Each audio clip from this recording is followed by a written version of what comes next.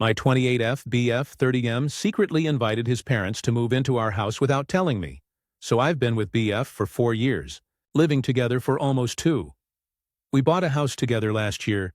We had a lot of talks beforehand about boundaries, financial planning, and how important it was for both of us to feel like this was our space. Last week, BF casually mentioned that his parents might stay with us for a while.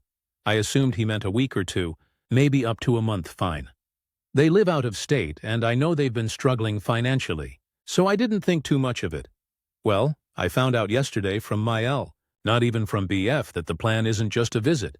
BF apparently told them they could move in with us indefinitely, as in they've already sold their place and are arriving next weekend with a moving truck. I was stunned. I confronted BF immediately, and he acted like it wasn't a big deal. He said, "They're my parents. Of course they have a place here." When I told him that a permanent arrangement was never discussed and that I didn't consent to it, he got defensive. He said I was being cold and ungrateful and accused me of hating his family. For context, I don't hate his parents. MIL and FIL are fine in small doses, but they're very traditional and openly critical of me for not being wife material. We're not married, and I have no plans to quit my career. Mill has made comments about how she'd love to help raise the kids. We don't want children right now. Phil is the kind of guy who thinks women belong in the kitchen, so the idea of them living with us full-time is challenging. I feel completely betrayed. BF made a massive, life-altering decision without my input, one that directly impacts our home. He keeps brushing it off like I'm overreacting. I don't even know how to come back from this. How should we deal with this? TLDR. BF promised his parents they could move into our house without telling me. I feel betrayed and completely overwhelmed. Edit. Thanks everyone for the support and advice. It really helped me feel less crazy about this.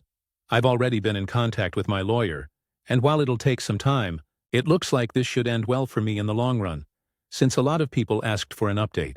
I'll post one once everything is officially sorted out. Comments. Commenter 1 It's a real shame you aren't married. It would make the legalities for selling the house cleaner. There is nothing to fix here. OP. This is not a betrayal that you can fix. You don't need to fix him or try and get over this. You should not get a lawyer. The parents aren't in your house yet? Great, get a lawyer. Before they move in, your relationship should be over. This man does not respect and care about you. I'm sorry to be blunt, but there is no we to deal with this. There is only you and whether or not you're going to lay down like a doormat and pay for their house. Commenter 2 Call the lawyers, force the sale of the house, break up and move out. I'm sorry your boyfriend is a worm. Reply. Contacted a lawyer yesterday. I'm looking into my options for a buyout or, if needed, a forced sale. Commenter 3.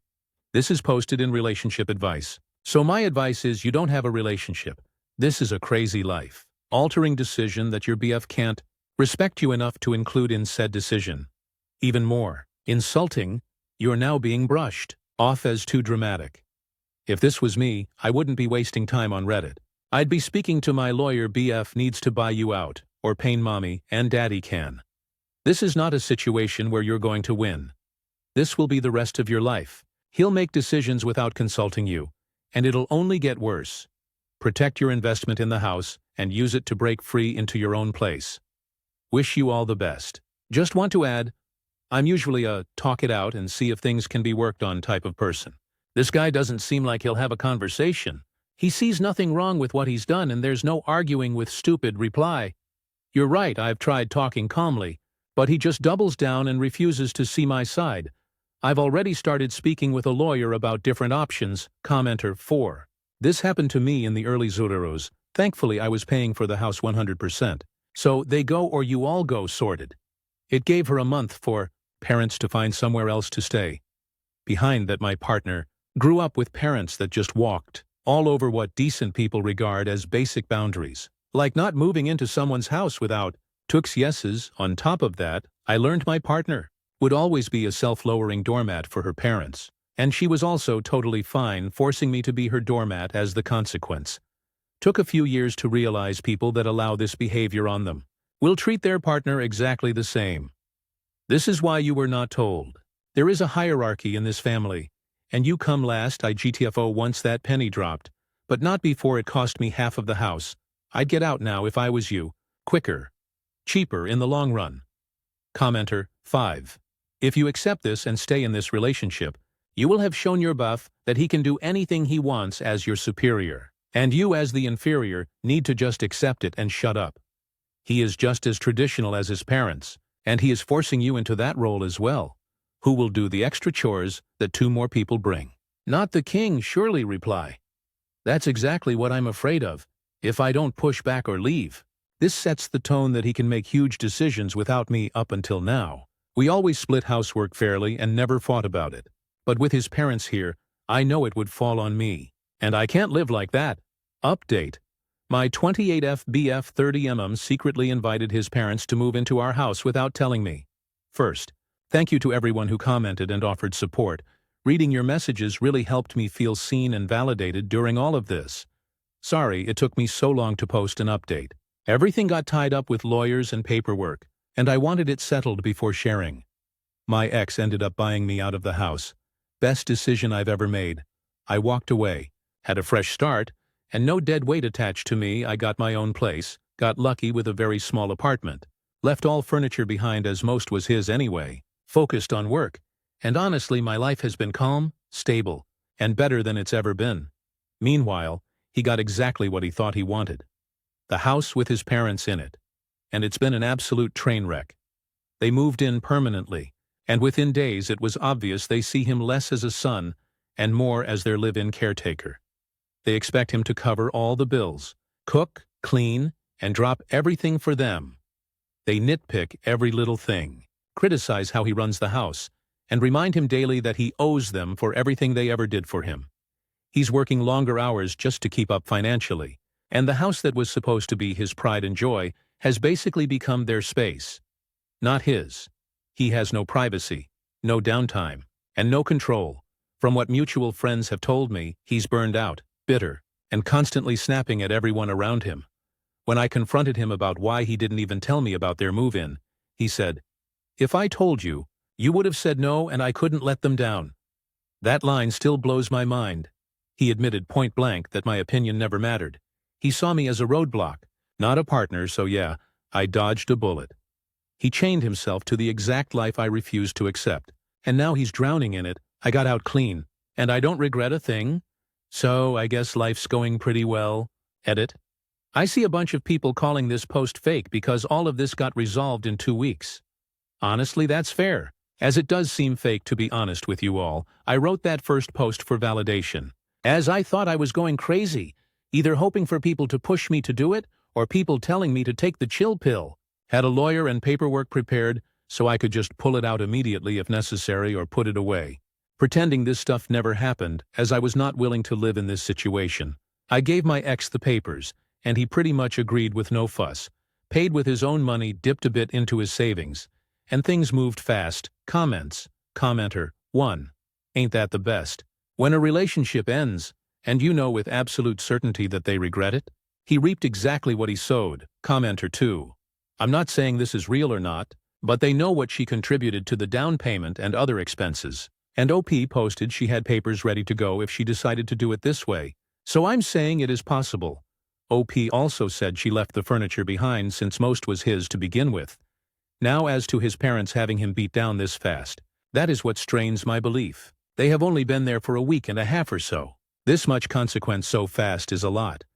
I do hope this is real, and a lot of young people read it so they realize it could happen to them. I think most would think not my parents. They would not be like that. Commenter 3. Amazing that you found a new place, settled the house ownership, his parents moved in, and he's working more all in 2 weeks? Commenter 4. You gotta wait longer next time. I know you were excited for the dopamine boost posting this would get you, but this had to be stretched out for at least a month to be believable. Stories number 2. Girlfriend just punched me in the face multiple times, so my longtime girlfriend just had an absolute meltdown after we left dinner from her parents' house tonight. It all started because her dad and I were watching old family videos and joking about how her and her sisters were dressed, and just really light stuff about how big her great-grandpa's nose was. Her dad pointed it out and was like, "Dude had a schnoz on him," and I laughed. That's all I swear to all things holy. Fast forward to me driving home tonight, and she turns off the music on the radio that I had turned on, and starts trashing me about my family, and how it's strange and creepy that I actually get along with my mom, dad and sister, and have a drama-free relationship with them, and she can't stand it. So anyway, I'm reading my Kindle in the living room of my house, and she goes off again, about some petty bullshit that I somehow did, and I'm reading a book. So I did what anyone else would do and just shut up, and let her vent and get it out, without giving her any ammunition to feed on. Wrong effing move. I took my eyes off her for a second to continue my read on the couch, and she gave me a 3-piece, so fast that it caught me off guard. I jumped up so she wasn't not on top of me. She proceeded to slap the taste out of my mouth. Then she blocks the front door and screamed for me to get away from her while blocking the only exit to leave. I'm in my boxers, and I'm trying to grab my phone off the floor that went flying across the living room, and all I can hear is her yelling with the door open, trying to have the whole neighborhood hear this shit. Anyway, I'm now sitting in my car with just boxers on with a bloody lip, and I thought I asked the internet for advice. And by internet I mean Reddit small update in comments. From oops, she's probably destroying my desktop and TVs as we sit here and type. I just drove to the country club to grab some of my clothes that I leave in my locker. Had my buddy come meet in the parking lot. So I've got shorts and a shirt on now. Life's getting better. Relevant comments. Commenter 1. I would have knocked her out. I'm not into hitting women. But if she's throwing punches, oh well, this also sounds like drugs or drinking. Regardless, get her arrested and move your shit while she's in jail. Don't bail her out. There's no excuse for this. I actually get along with my parents. It's because her family sucks and sounds trashy. Reply. She's the only person I know who smokes weed and gets nasty and rude towards people. It blows my mind how she acts. Commenter 2. It's time to end it. This could flip around to you two fighting and the police. Believing her, I do believe she'd lie to save her own butt. Commenter 3. Call the police immediately to have something on record. Any further interactions or conversations with her should be recorded, until you can get the fuck out of there, and you need to get the fuck out of there, or kick her out if it's your place. Fuck that noise. I don't condone hitting women, even when it's justified, and there are absolutely women out there that do shit to deserve it. It's best to remove yourself from the situation so it cannot escalate further. Reply. It's my place, but I'm definitely not going back home tonight. Fuck that. Commenter 4. You went to Reddit instead of the police and hospital?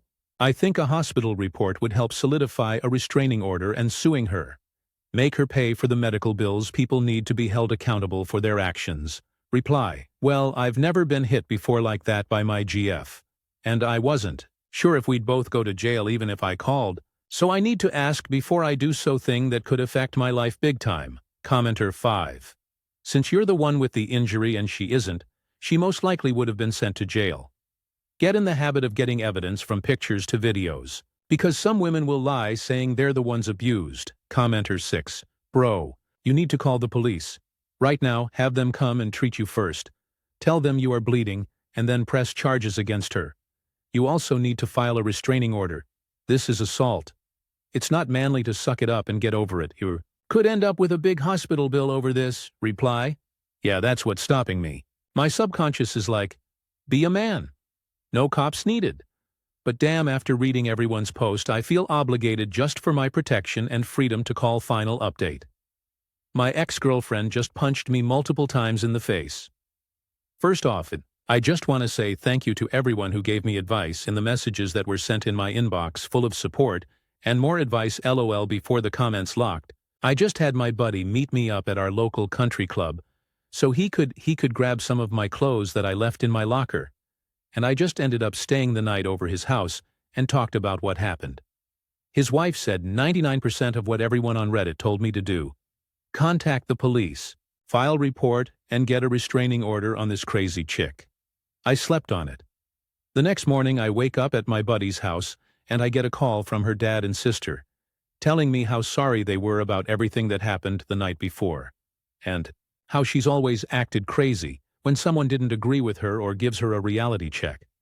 They told me she was over there sleeping, and they would gladly come over and help retrieve her things from my house. I go back to my house in the morning to inspect the damage. Luckily for me, there was only a few broken pictures frames and a busted wine bottle on the ground.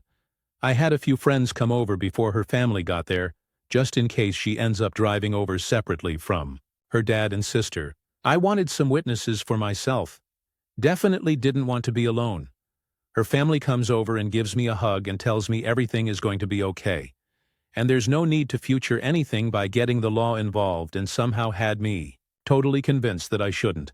And it was just a little blow up and things are cooled off and just go our separate ways and end things around 8:30 a.m. Her dad and sister leave my house with all her belongings, and it's me and my buddies.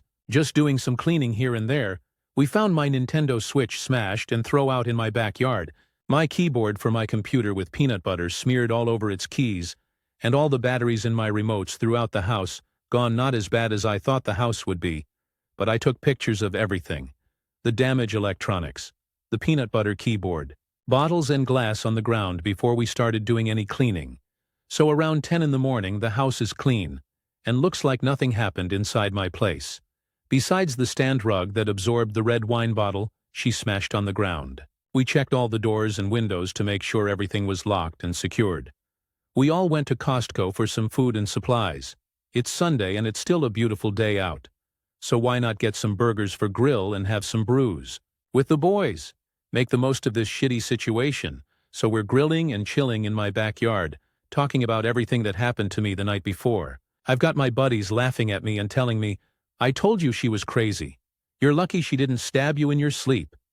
Meanwhile, I'm still convinced I'm not going to pursue legal action. Then I get a text from her. "I see you have your boyfriends over the house. Are you homos having fun drinking and being losers together?"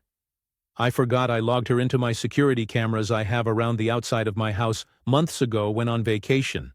The next text I receive is her saying, "Have fun trying to find your keys at the bottom of the lake. Have fun. Better bring your snorkel." So in my backyard there's a pretty big lake that I live on, and I have a dock that goes out about 20 yards, or about 18 meters for my metric users. And on this set of keys are my office, work truck, boat keys and everything important. I check the cameras. Sure enough, I see her walking out there and throwing something off the end of the dock. I show my friends the text and video of what happened, and they look at each other and say, "I guess it's swimming time." We get our board shorts on and grab a few of my scuba masks that I have in my garage and head to the lakeshore for the side quest that she gave us. One of my friends had a magnet fishing thing in his car and jumped up immediately, excited to get a chance to use it 2 hours later, and no luck. I about gave up at this point and can't see the bottom anymore from everyone kicking up the settlements when swimming and pushing off the ground to shoot back up for air. Plus there was a storm rolling in to make matters worse. All of a sudden my buddy says he feels something on his magnet. He pulls it up slowly and sure the fuck enough he finds my keys. Celebration commences. At that point the fog that her dad and sister had me in cleared and I lost it.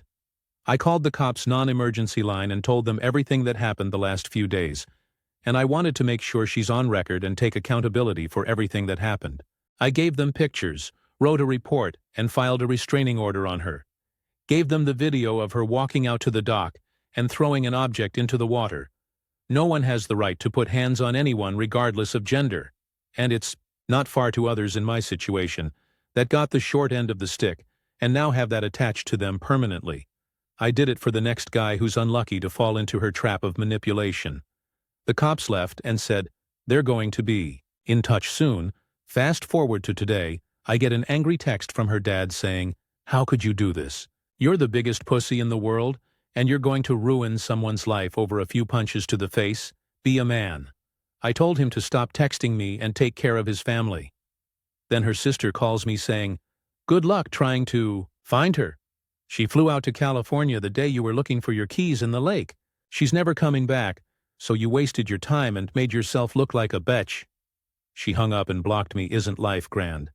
I'm not sure what that means for her now that she skipped town and is in another state. But we'll see. I just wanted to update everyone and thank you guys for the supportive comments on my post and left me messages in my inbox.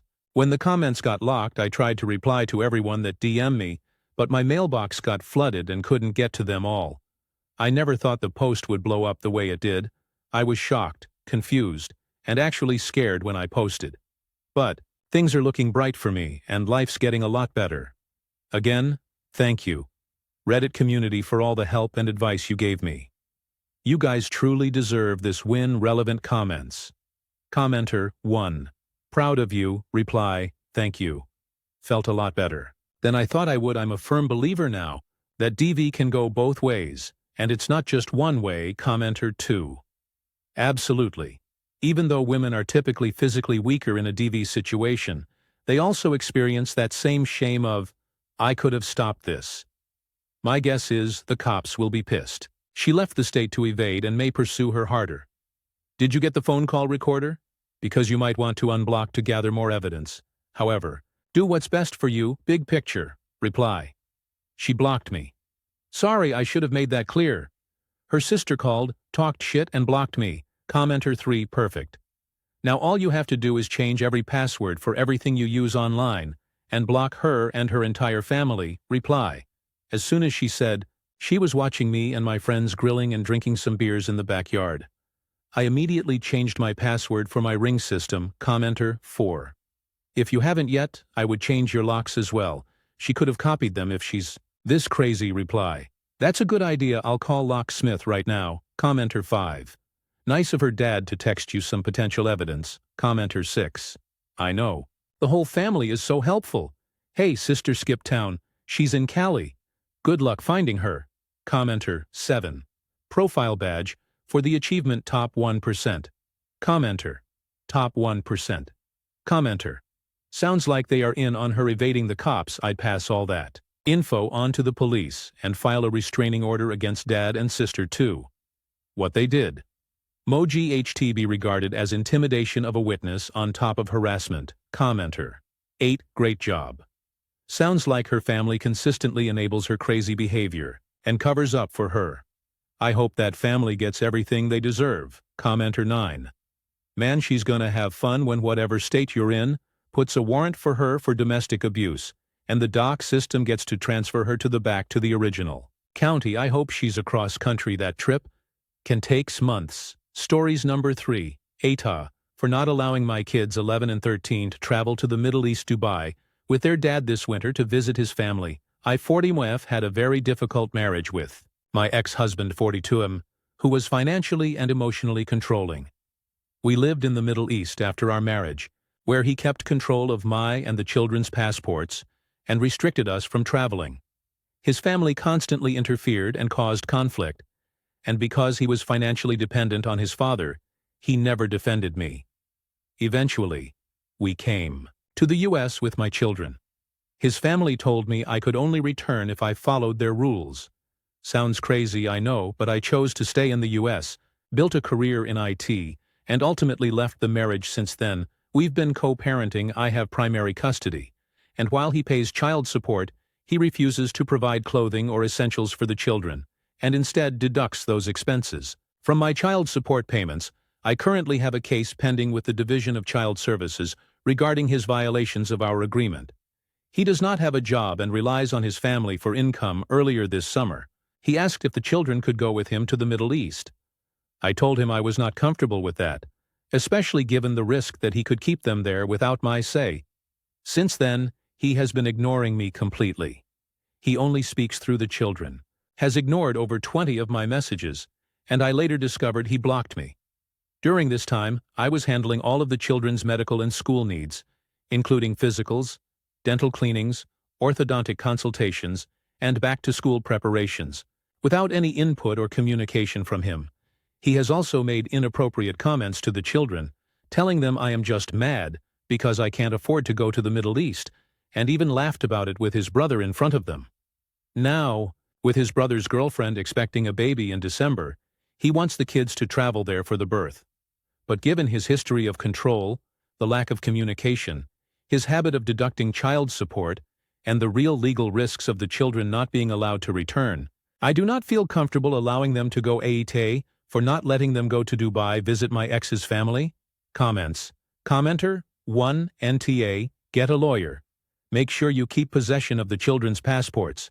Get the 13-year-old a phone and a code to transmit if something shady is about to go down. Commenter 2. My dad took all 5 of us on a trip to the Middle East and left us there with his family. My mom located a mercenary group to rescue us, But before they got started, my dad had to bring us back at the request of his family. We were too American, and there were too many of us. We got lucky. Life would have been very different. My dad scarred all of us for the rest of our lives. My sisters never spoke to him again, 45 years. He died bitter at us. For some reason, it took 10 years before we could get passports again because the government confiscated them, FYI. Run as far away with your kids as possible. Even if it means you'll never get another dime from him. Nothing is worth losing your children. It broke my mother, commenter 3, NTA, high risk. You will never see them again if they go, commenter 4. Absolutely not. You need to contact whatever agency and have their passports flagged, so even if he tried, he will be stopped at the airport. Those kids won't be returning if he takes them, NTA, stories number 4. Am I the asshole for letting my ex-stepdaughter keep a love nest? I'm 48, known my stepdaughter, Lana, 18, since she was 6 years old. When I got together with her mom, my ex-F38, I pretty much raised her as my own for almost 10 years. Until it turned out that her mom was cheating on me with her ex M41 all along.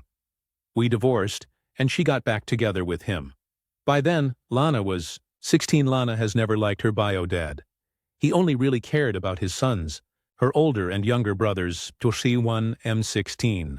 And, at the risk of sounding biased, he's always been kind of a douche.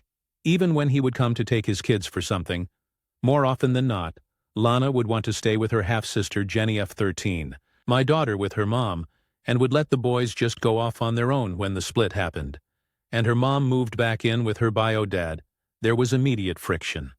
He doesn't like anything about her personality or beliefs, and he's very traditional when it comes to gender roles.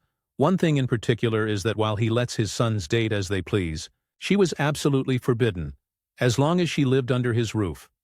Exactly such an argument came up not that long ago, shortly after Lana turned 18, and she basically threw her things into a few bags and stormed out of the house, having one of her friends pick her up.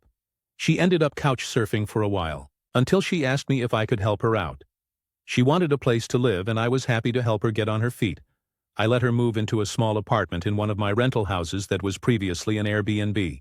She pays way under market rate, and I even let her skate a few times in ways that I know any other landlord wouldn't. She frequently has dates and friends over, and she obviously comes and goes as she pleases without any sort of curfew. Somehow or another, my ex and her father seem to keep tabs on her, and they call or text me to complain whenever she won't talk to them.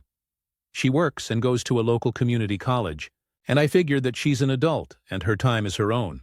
The place is a short walk from my house, and Jenny visits all the time, or Lana will even come over here.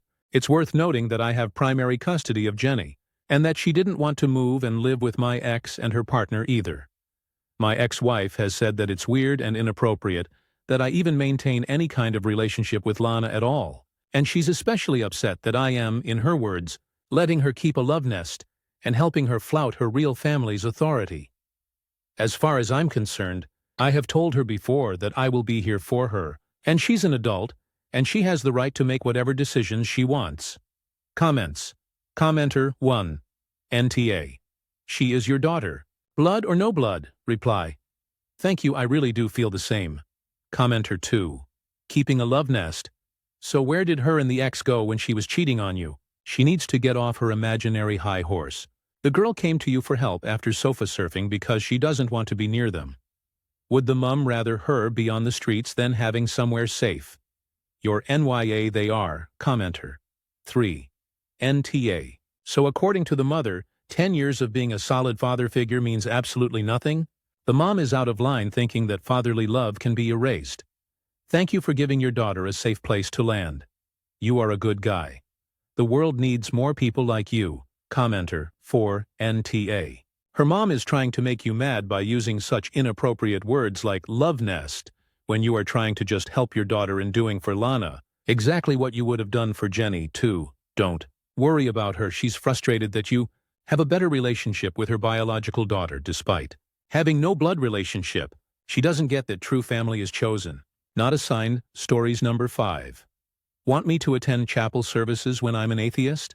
Fine. Years ago I taught at a religious school, all girls. Boarding. It wasn't all-out Catholic but more laid-back Anglican. so they didn't require you to be members of a church before you could even apply for a job.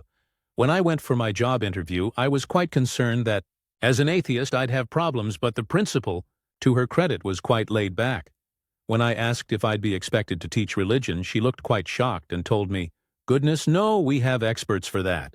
She even managed to cope with finding out that I was riding a motorbike to work. Shock, horror! Of course, I was careful to not park near the school for the first 6 months, and kept my leathers under my desk, so. Years go by and we went through a new principal, and then another. Unfortunately, this new one decided that all staff had to attend the chapel services at the start of the year and on any pupil-free days. I pointed out that I was an atheist and felt that I would be mocking the staff who were truly devout if I attended and pretended to be religious. I point-blank refused to take communion. Eventually, she conceded the communion issue, but still insisted that I had to attend. So I went to the chaplain, who was a really nice guy and didn't deserve to be disrespected, and explained what was going on and what I'd be doing from then on. At any services I simply sat in the very back row with headphones on and reading a book. Nothing was said, and after 6 months or so I just stopped going and it was never brought up again. I taught there for over 25 years before retiring. Commenter 1. There is no way that the chaplain would have wanted you to take communion as a non-believer. In some churches that would be considered pretty close to blasphemous. Commenter 2.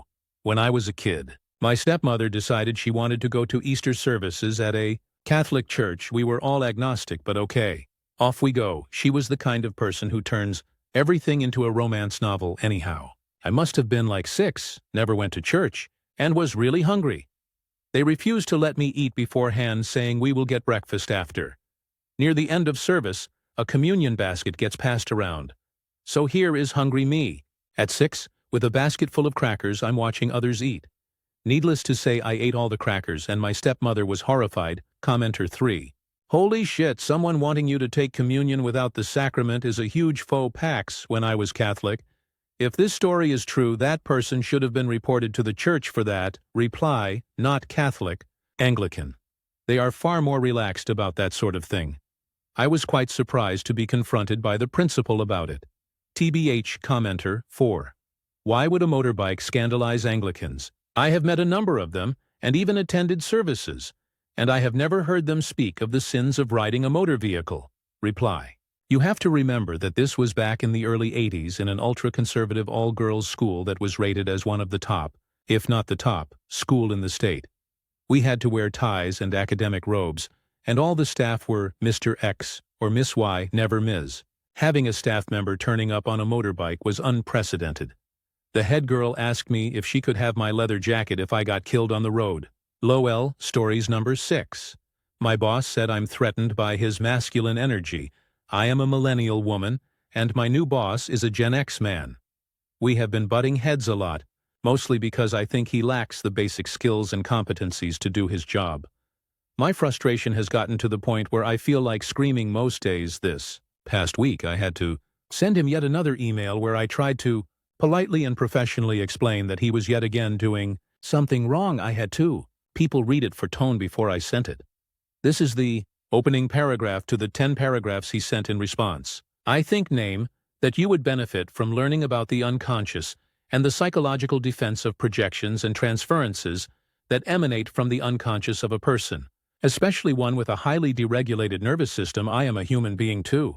I have done it, and can do it, still do it at times, and that's why I know about it experientially. It's also why I speak to the need for grace often, as well as accountability. Believe it or not, and that is a literal statement, because I really don't think you can believe it at this point in your life. I extend a great deal of grace to you, but that does not mean I am going to take on crap that you are trying to offload onto me, nor am I going to just be a wallflower as a director of an organization that needs to address its challenges because you have been working in an all-female environment for so long. It's quite possible that you and others take the masculine energy that I at times emanate as a threat, when there is no threat, but you perceive it as. So I'm sorry about that. And I can be mindful of behaviors, but I am not going to sit in analysis paralysis while we try to adjust to the chaos left behind in the emotional wake of the Trump train. The best part about this email is that he voluntarily CC'd the board chair on it. He tries to paint me as a hysterical, flaky, incompetent woman, which fell flat because I've worked with our chair, a man. For the last 10+ years, a few weeks prior to this email, I had asked an external project partner if I could use him as a professional reference, as he has had nothing but very nice things to say about the work I've done with him for the last 3+ years. The day after I received this unhinged email from my boss, that project partner called me and asked how my job search was going. I said, "Not great," and he asked if I wanted to come work with him. We later had a 2-hour-long conversation, and I'm being offered a pay bump and an opportunity to oversee a really awesome project, so now I need to write my resignation letter to my boss due to our summer PTO schedules. I won't actually see my boss for another 25 weeks, and I won't be starting my new job until mid-August. When he gets back to the office, I would love to have a polite and professional response composed that burns this man and his masculine emanations to the ground. Can you offer me any advice on what to say? P.S. I spoke to an employment attorney, and because our organization has fewer than 15 employees, it's not required to comply with federal anti-discrimination laws. I apparently don't have a lot of legal rights in this instance. While this is bonkers, I am working to put together additional documentation for the board that will hopefully inspire them to fire him. Update: I followed your advice and submitted a 3-sentence resignation letter. It was freeing to not try to craft a longer letter. New boss made some noise about trying to get me a counteroffer to keep me on, but I quickly deflected and moved on. I thought your readers would like a little more context info and an update on what happened after I gave notice. The organization is a nonprofit that provides entrepreneurship training to adults in a specific industry and is heavily reliant on federal and state funding to do the work. Applying for and spending government funding requires knowledge of complex bureaucratic regulations and processes. I've been writing and managing government grants since 2016, and I'm pretty well respected for my work within our niche field. The funding freezes, terminations, and general uncertainty at the federal level have been devastating for my org and our partners. Besides the fact that new boss NB has the personality of a flaming bag of dog poo, he seems to lack any knowledge or understanding of how to navigate government funding. The board shared NB's resume with the staff before he was hired, and he had lots of grant writing and management experience listed. I was initially excited about him, because I looked forward to getting support for all of the administrative headaches that come with government funding. Unfortunately, he frequently behaves as though he's never seen a grant regulation before. Instead of reducing the burden on me, he multiplied it, as I had to frequently explain to him why the thing he wanted to do was not allowable.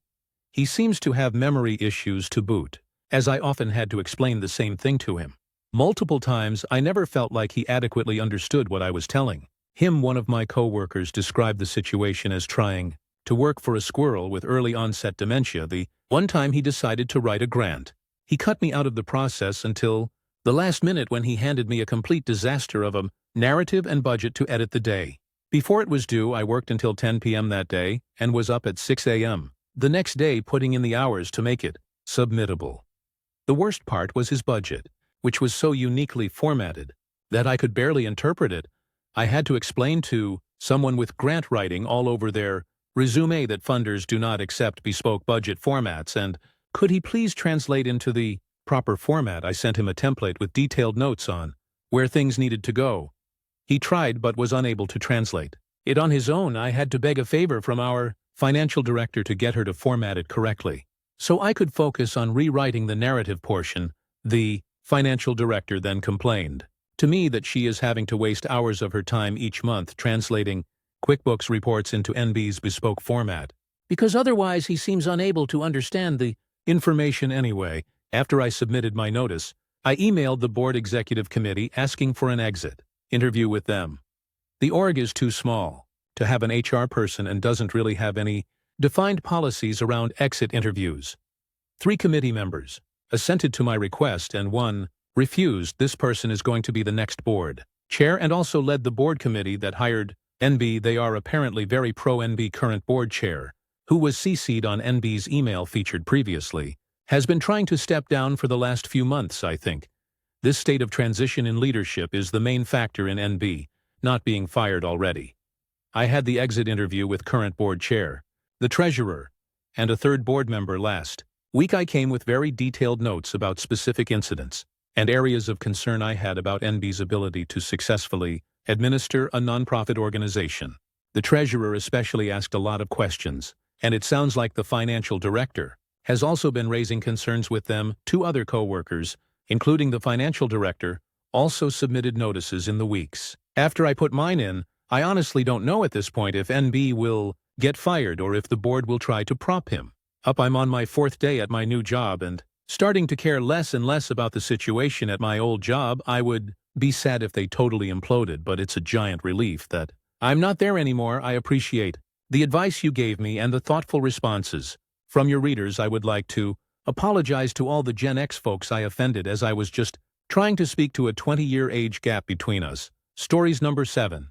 My brother called me irresponsible for years. Now he wants free babysitting. I 26M live in Portland, Oregon. I don't have kids, and to be honest, I've never really thought about having them anytime soon. My life is good the way it is. I work a steady job at a logistics company. I share an apartment with my buddy, and I spend my weekends hiking, gaming, or meeting up with friends. Pretty average mid-20s stuff. My brother, David 32M, is the opposite of me in almost every way. He married young, settled down in a suburb outside the city, and recently became a dad to a baby girl. Emma, his wife, Rachel 30F, is sweet and honestly one of the most grounded people I've ever met. But David, let's just say he has a talent for making me feel like I'm 10 years old again.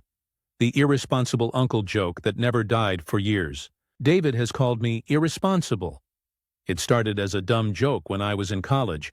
Like if I overslept for Thanksgiving dinner, he'd make a snide comment. Good thing you don't have kids. You'd probably forget to feed them. Or when I'd tell a funny story about a night out. Classic Luke, can't trust him with anything serious. It was always in this half-joking, half-serious tone. At first I laughed it off, but then he started making those comments in front of my parents. And worse, in front of Rachel. I remember one night at dinner, before Emma was born, Rachel asked me if I'd ever consider babysitting once they had kids. I was about to say yes when David interrupted with, "Oh no, Luke's way too immature for that. I wouldn't leave him alone with a dog, let alone a baby." Everyone laughed except me. It stung, but I didn't push back because I didn't want to ruin the vibe. Suddenly, things change. Fast forward to a couple months after Emma was born. Rachel is getting ready to go back to work, and David calls me one night. He sounded stressed. "Hey Luke, we're in kind of a bind. Daycare is insanely expensive, and Rachel's parents live out of state. Could you watch Emma 2 days a week? Just until we figure something out." I honestly thought he was joking, so I laughed and said, "Wait, me? I thought I was the irresponsible one who shouldn't be trusted with a baby." Dead silence on the line. Then David sighed. "Come on, man, don't be petty. This is about family helping family." That set me off a little, because for years he's treated me like I couldn't handle basic responsibility. And now suddenly, I'm the most convenient option? The family pressure. When I told him no, he got pissed. He said I was being immature and selfish. A few hours later, my mom called. She tried the whole guilt trip route. "Luke, it's just a few hours a week. You work from home some days, right? Why can't you help your brother? Daycare really is expensive." Then my dad chimed in. "You're overreacting about old jokes. This is about stepping up as an uncle." I tried to explain that it wasn't old jokes to me. It was years of being belittled, and now, when it's convenient, suddenly I'm good enough? They didn't get it. Why it bothers me so much. I don't mind helping with family. If David had ever shown me basic respect, I'd probably have said yes in a heartbeat. But I can't shake the hypocrisy. This isn't about watching Emma. It's about how David has treated me. If I do this, it feels like I'm saying, "Yeah, it's fine, you spent years treating me like I'm useless, but I'll still bail you out when you need me." Rachel texted me separately later, apologizing. She said she didn't realize how much David's jokes had bothered me, and that she understood my hesitation. That honestly made me feel seen. But she also gently asked me to reconsider, because they're really struggling with the childcare situation, where I'm at now. I'm stuck between standing up for myself and wanting to be a good uncle. My parents think I'm wrong. David thinks I'm petty. And Rachel is caught in the middle. Part of me wonders if I should cave just for Emma's sake. She didn't ask for any of this drama. But another part of me feels like if I agree, I'll be reinforcing the same dynamic where David doesn't respect me until it benefits him. And honestly, That dynamic has been playing out my entire life. That's where I'm at. I don't know if I'm being too prideful, or if holding my ground is the right move. Update. My brother called me irresponsible for years. Now he wants free babysitting. Hey everyone. Thanks for all the feedback and perspective. I honestly didn't expect my post to get so much attention, but reading through people's responses actually helped me think about things more clearly. A lot of you pointed out that the issue isn't babysitting itself, it's respect and boundaries. And that hit me hard because that's exactly what I've struggled with my entire life in my family dynamic. So here's what's happened since I posted the sit down with my parents after the whole "you should help, family helps family" guilt trip call. I decided to actually go over to my parents' place and have a real conversation. I didn't want to just text back and forth while everyone misunderstood my point. When I got there, my mom had already baked a pie like she was trying to soften me up, classic mom. My dad sat me down in the living room, and it immediately felt like I was 15 again about to get lectured. I told them, "It's not about babysitting. It's about David treating me like I'm incompetent for years, and then suddenly deciding I'm reliable when he wants free childcare." My mom tried to dismiss it, saying, "Oh, Luke, you know your brother just teases you. You can't take everything so seriously." And I said, "Would you laugh if someone teased you for 10 years straight about being unfit to be a mother? Would you brush it off if it came up every family dinner?" That actually made her pause. My dad, though, just doubled down. "You're both adults. Stop keeping score, step up and help your brother." So yeah, not much progress there. The confrontation with David. The real turning point came when I decided to talk to David directly instead of going through everyone else. We met up at his house one evening after Rachel got home from work. Emma was asleep in her bassinet, and for once, the house was quiet. I told him flat out, "I'm not refusing because I don't love Emma. I'm refusing because you've spent years making me feel like I'm irresponsible and unreliable. Then the second you need me, I'm suddenly the solution to your problem. That feels unfair and disrespectful." David actually looked caught off guard. He didn't roll his eyes or laugh it off like I expected. He was quiet for a long time. Then he said, "I didn't think you took those jokes seriously. I mean, you've always been the fun uncle type in my head, not the serious one. But I guess I never realized how much that came across like me not trusting you," I told him. "You didn't just make jokes. You told Mom and Dad I should never be left alone with a baby? That's not harmless teasing. That's literally saying I'm not competent." He rubbed his face and sighed. Then, the first apology I've ever gotten from him in my life. "You're right, I was an ass. I guess I leaned into the responsible older brother, goofy younger brother thing too much, and I didn't think about how much it put you down, where we landed." So here's the part that surprised me. After that conversation, I felt a little lighter. It didn't erase years of being the butt of the joke, but hearing him actually admit he was wrong made me reconsider my hard no. Rachel came in partway through, and she told me she honestly felt bad being caught in the middle. She said she trusts me with Emma completely, and she wishes she had spoken up earlier when David would make those digs at me. I ended up telling them I'd consider helping out occasionally, but only if, they asked respectfully, not like it was owed to them. They stopped the irresponsible jokes for good. It wasn't treated as a permanent solution. "I'm not their free daycare." David agreed, and Rachel thanked me about 10 times. The aftermath. My parents are still a little salty that I made such a big deal out of it. But honestly, I don't care. For the first time, David actually acknowledged the way he's treated me and admitted he was wrong. That alone felt like a small victory. As for babysitting, I told them I'll try one night this week just to see how it goes. Not because I feel guilty, but because I genuinely love Emma and want to be in her life. The difference is now I'm doing it on my terms, not because I caved under pressure. I'm not sure how this will play out long term, but I finally feel like I stood my ground instead of just swallowing it. So yeah, that's the update. If nothing else, I learned that setting boundaries doesn't mean I love my family any less. It just means I love myself enough to not get steamrolled. Stories number 8. My fiance's mom asked me to step out of my own wedding photos. I never thought I'd be that bride posting online about my in-laws. But here we are, I 28 FM engaged to my fiance, Jason, 31M. We've been together for 5 years, engaged for 1, and our wedding is coming up in exactly 1 month. Planning has been stressful, Sure. But overall it's been going pretty smoothly. Until last weekend, Jason's mom, Linda 56F, is a complicated woman. She's polite to me in group settings, but there's always been this subtle air of distance. She's never been outright cruel, but she treats me like a temporary guest in her son's life instead of his future wife. I've brushed it off as her personality, or maybe her just being protective of Jason. But what happened at the dress fitting took things to a new level. The fitting weekend, we had planned this whole weekend around final fittings and a little family dinner afterward. My mom came, my sister maid of honor came, and of course Linda insisted on coming too because it's tradition. Honestly, I was fine with it. I thought it might even be a bonding opportunity. The fitting itself went fine, and everyone oohed and awed afterward. As we were packing up, Linda pulled me aside into the hallway. At first I thought she was going to say something nice or sentimental, maybe even a rare compliment. Instead, she lowered her voice and said, "Hey, so for the wedding photos, I want to get a set of pictures with just family. You know, Jason, me, his dad, and his siblings. No offense, but I'd like a few without you in them." I actually laughed out loud because I thought it was a joke. Like, who says that? I said something like, "Oh, you mean like just the kids and parents, right?" But she shook her head. "No, I mean for the full formal portraits. Just in case things don't work out, I've seen it too many times. People divorce and then the family album is ruined because the ex is in half the pictures. This way, we'll have clean ones of just the family." I just stood there staring at her. My stomach dropped. She was completely serious.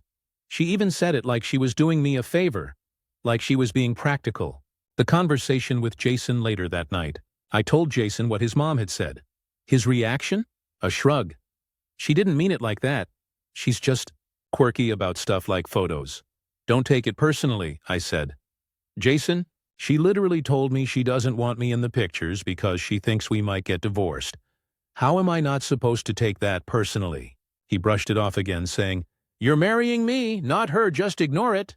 I felt like I was losing my mind. Ignore it? This isn't about a random comment at dinner. This is about our wedding. The one day where the whole point is that I become part of the family.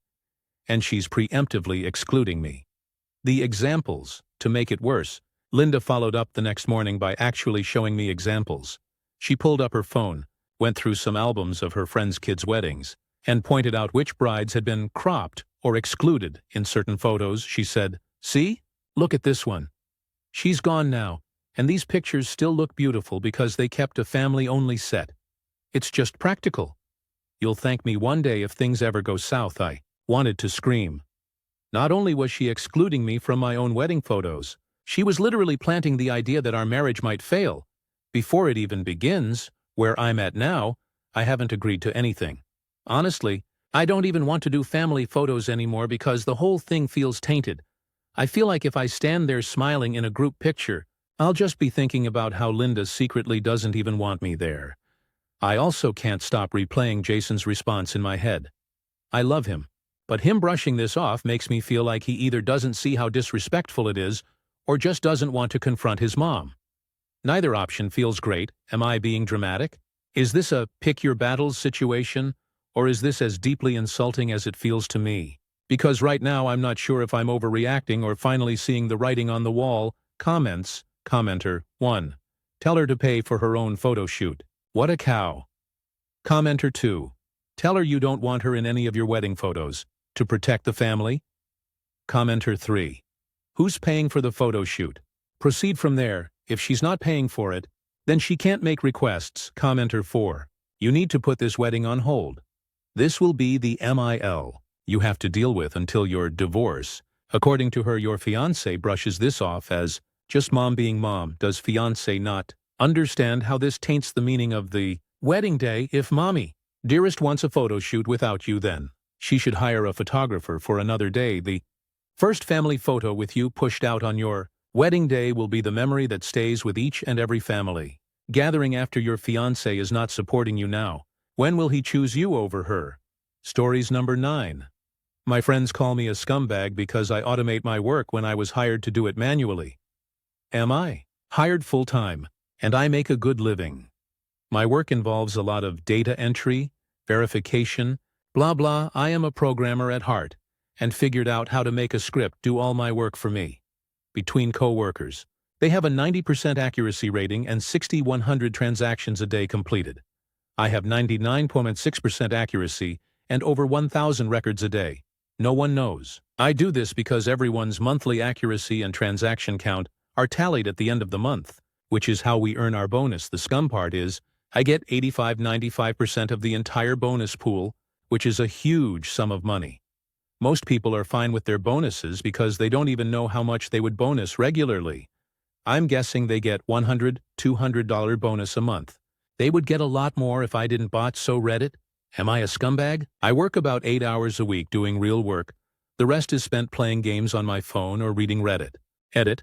A lot of people are posting that I'm asking for a pat on the back. Nope. I'm asking for the moral dilemma if my 90% bonus share is unethical for me to take. Edit 2. This post has kept me up all night, huh? So many comments, guys. You all are crazy. Some comments from Oop explaining Their Programmi wrote the script from scratch. It is a combination of reading the screen for data, a screen font reader, mouse automation, all custom code. I used to do work cracking CAPTCHAs to help make them stronger, so it's right in my alley of work. Although I did this for fun, not money, it's part C++ and part GameMaker. I did it for prototyping but got lazy and never rewrote it. Relevant comments. Commenter 1. Eventually someone will realize the over 1,000 a day is done by a program. Everyone will then lose their jobs as the corporation realizes that there is a cheaper way of doing things, but I don't think you are a scumbag for finding the most efficient way to do your job. Commenter 2. Absolutely this. You're not a scumbag, but the gravy train will have to end eventually. Your company will likely catch on and make changes to the data entry process. Commenter 3. Agreed. Only way to keep job security is to do just enough not to get fired. Keep expectations low. If you raise their expectations, it will only end badly for you. Commenter 4. You should take up a hobby in the office. Something like woodworking. Commenter 5. How about chainsawing ice sculptures? Commenter 6. Brrrr. Brum. And this is our data entry department. Brrrr. Commenter 7. What kind of Mickey Mouse company do you work for that didn't figure this out for themselves? Commenter 8. From the language OP is using, I'm guessing.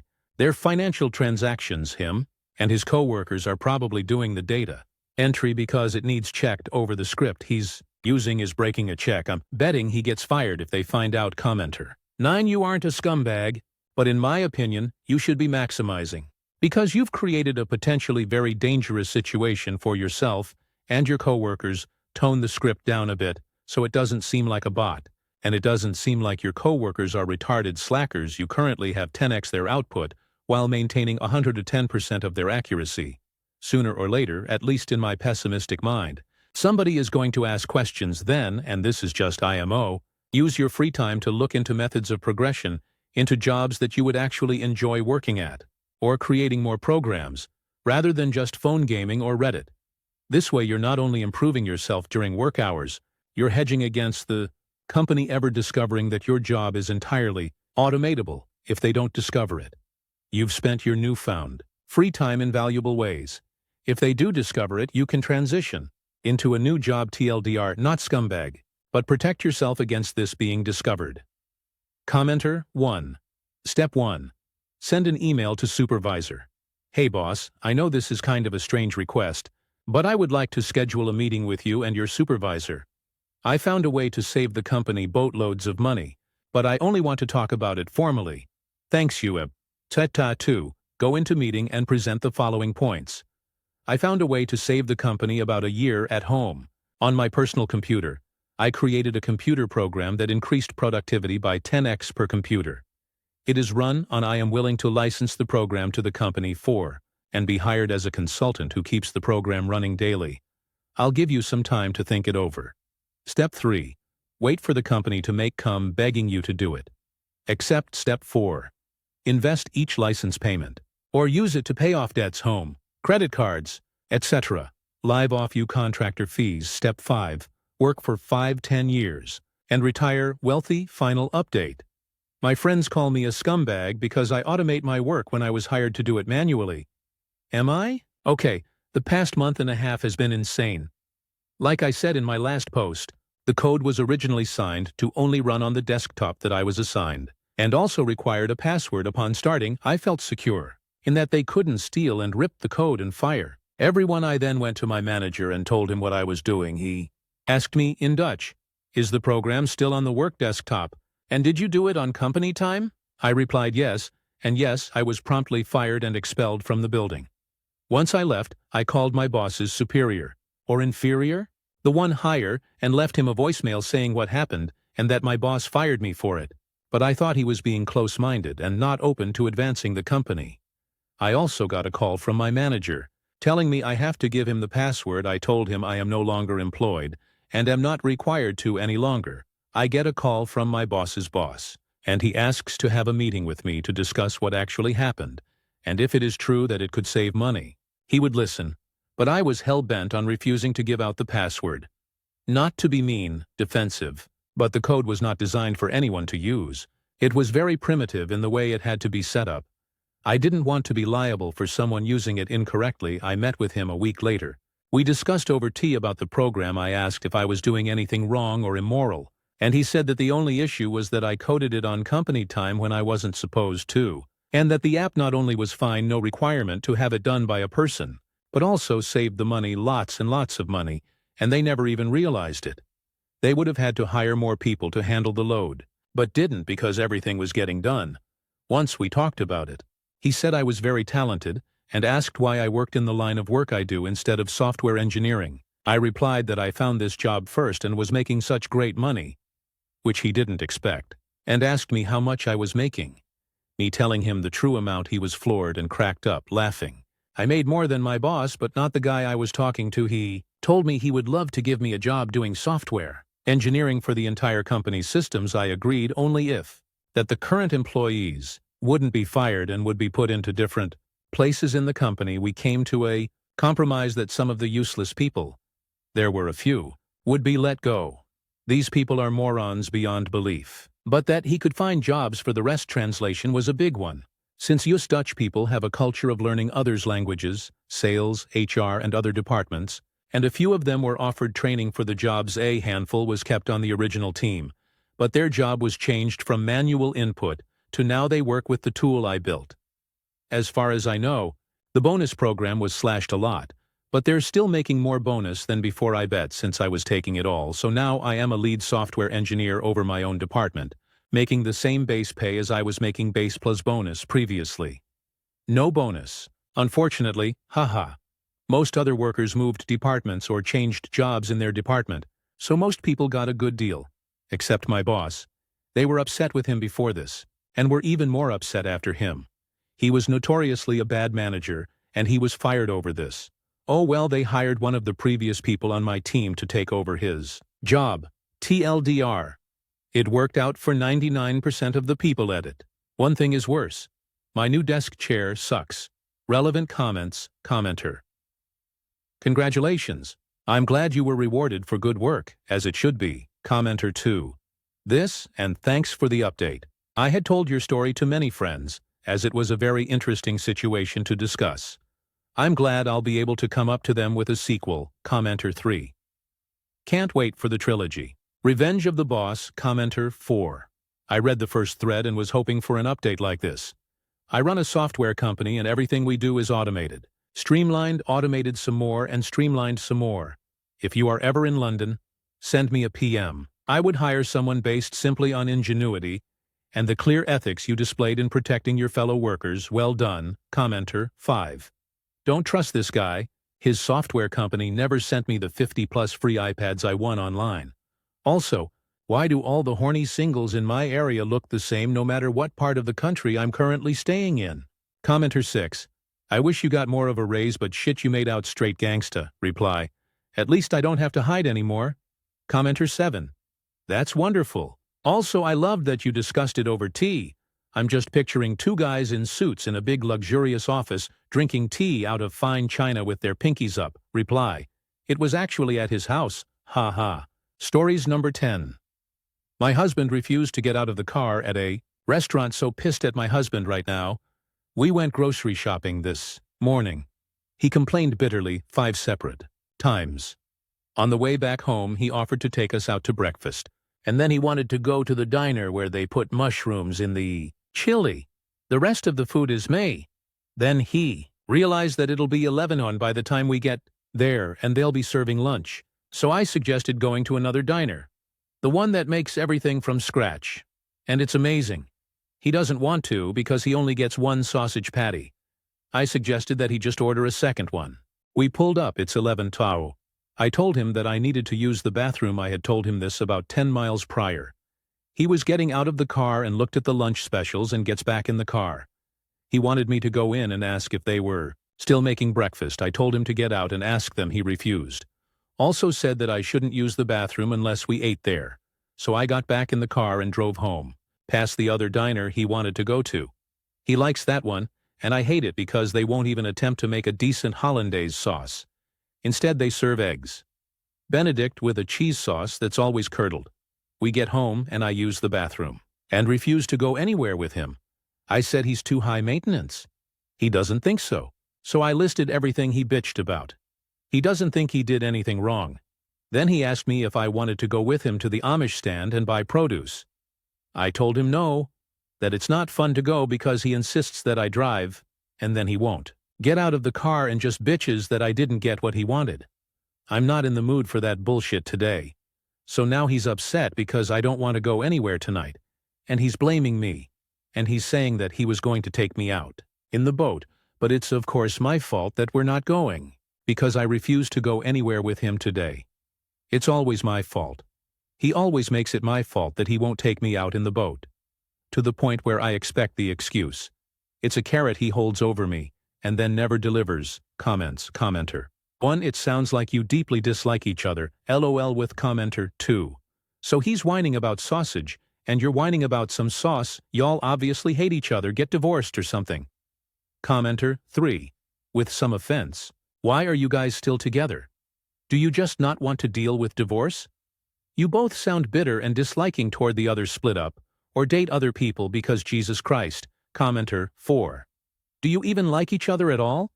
Because from the outside looking in, you seem more like 2 toddlers constantly picking at each other and complaining. You both sound exhausting. Stories number 11. Me 25F with BF 31M, are these red flags, or just adjusting to each other? I'll refer to my BF as X. To put things into context, he comes from a powerful and wealthy family in my city. Relevant. Later things started off peachy. He was always affable, pleasant, and accommodating. However, I'm starting to realize certain issues which have me questioning everything. Incident 1. He got mad at me because he felt I wasn't appreciating an expensive present. He got me a specialized tech gadget which cost about $4K. I was a bit surprised by it, as I'd never mentioned any inclination towards this gadget. I'm really not very techy at all, and he'd never asked me about it. Also, this gadget is something which requires a lot of time and practice to use. To be honest, I was also very concerned that it had cost so much. If I had known, I would have just told him to get me something less expensive. Anyway, I still thanked him and said that I appreciated it very much. A week or so later, he asks me if I had used it yet, to which I answered no, but would eventually get round to it. He got upset and repeatedly asked me if he had just wasted his time and effort and money, and told me that if that was the case, I should just dump the thing. Incident 2. He blew up at me when I was at the gym at midnight. Fitness is very important to me, so I always make sure to go to the gym consistently. I usually go right after work, which ends at 6 p.m. However, sometimes life happens, friends want to meet up. Overtime, dinner, I get distracted, reading, watching videos, etc., and I go later. One day I went at 10:30 p.m. Before I left, I told him I was heading to the gym and he said okay. Then silence. So I assumed he was doing his own thing and off I went and had a good workout. I was done around 12 a.m. Checked my phone and there was 12 missed calls from him. I immediately called him back and was met by him yelling at me, demanding to know why I hadn't been answering my phone. Didn't I know what time it was? Didn't I know what sort of impression it was giving for me to be around other half-naked, sweaty guys this late? He was too old to be chasing his girl around in the middle of the night, etc. I was honestly shocked at this, because even when we started dating I would tell him when I went to the gym even late, and he didn't seem to have any issues. Incident 3. He told me he didn't feel attractive nor desirable when I asked if we could reschedule to 1 hour later. We planned to meet up on Saturday afternoon on Friday night. He called me and we ended up talking on the phone till pretty late, around 3 a.m. Because of that, I overslept on Saturday and woke up late. I texted him telling him I overslept, and I would probably be taking an hour or so more to come over. He told me that he felt I didn't seem interested in him or our relationship anymore, and that he was the only enthusiastic one. I tried to tell him that it wasn't the case. I just needed some more me time. It's the weekend, and my only time to sleep in. But he still told me he didn't feel loved in this relationship, and that we didn't see each other enough context. We usually see each other one day during the work week, and I spend the weekend at his. Incident 4. He told me I was going to get us into a fight. We were getting ice creams. We were laughing, and everything was going great. We were sitting in the ice cream parlor, and he playfully put his hand on my knee, which I don't mind. I actually find that pretty cheeky and cute. Then he started to move his hand higher up my thigh, to which I told him to stop. I was still smiling and laughing. He didn't though, and I said again. I said stop, cut it out. But he still kept going, and I told him I was going to yell, and I said, stop! Loudly. Immediately the whole mood dropped, and he told me that I could have gotten us into a fight. What if someone had reacted badly and attacked him, and he retaliated, and everyone could have gotten into trouble? Incident 5. He got mad when I talked to another guy. We went on a holiday recently and signed up for a tour which was 8-9 hours. Pretty long time to be spending with the same bunch of people, all going to the same places and doing the same things together. On the same tour was another guy, I'll call him A, around our age, who was traveling alone, and X and him got talking about guy stuff, work, sports, current issues, IDK, and they seemed to like each other really well. I was happy that X had made a friend, and they were getting along, and I just chilled and let them be. At the end of the tour, when we were heading back, I also got into conversation with A about what he thought of the tour, what else he was going to do on this trip, etc., etc. All along my conversation, X kept butting into the conversation, asking me abrupt, irrelevant questions completely unrelated to the context of my conversation with A. So I wasn't very responsive, as I was engaged in my conversation. When we got back, X told me that he had felt I had ignored him, and was more interested in A than I was spending time with him. He also said that if we had been back home, he would have told A to get lost, so that the two of us could just spend time together. But because we were here, in a foreign country, if A had reacted badly and they had gotten into a fight, and all of us ended up in a police station, we would be screwed because nobody knew of him nor his family in this place. Incident 6. He was getting me to apply sunblock on him because he didn't want to get his hands dirty. It started off as him asking me to put sunblock on his back. I'm okay helping him with that because he can't reach it himself, and then he just told me that I should go on and do the rest, which I found kind of funny and princess of him, so I did. But by the third day of our trip, I was getting tired of it, and told him that he just sunblock himself. I would help him with his back if he couldn't reach, but he could damn well do the rest. On his own, he said, but my hands will get dirty.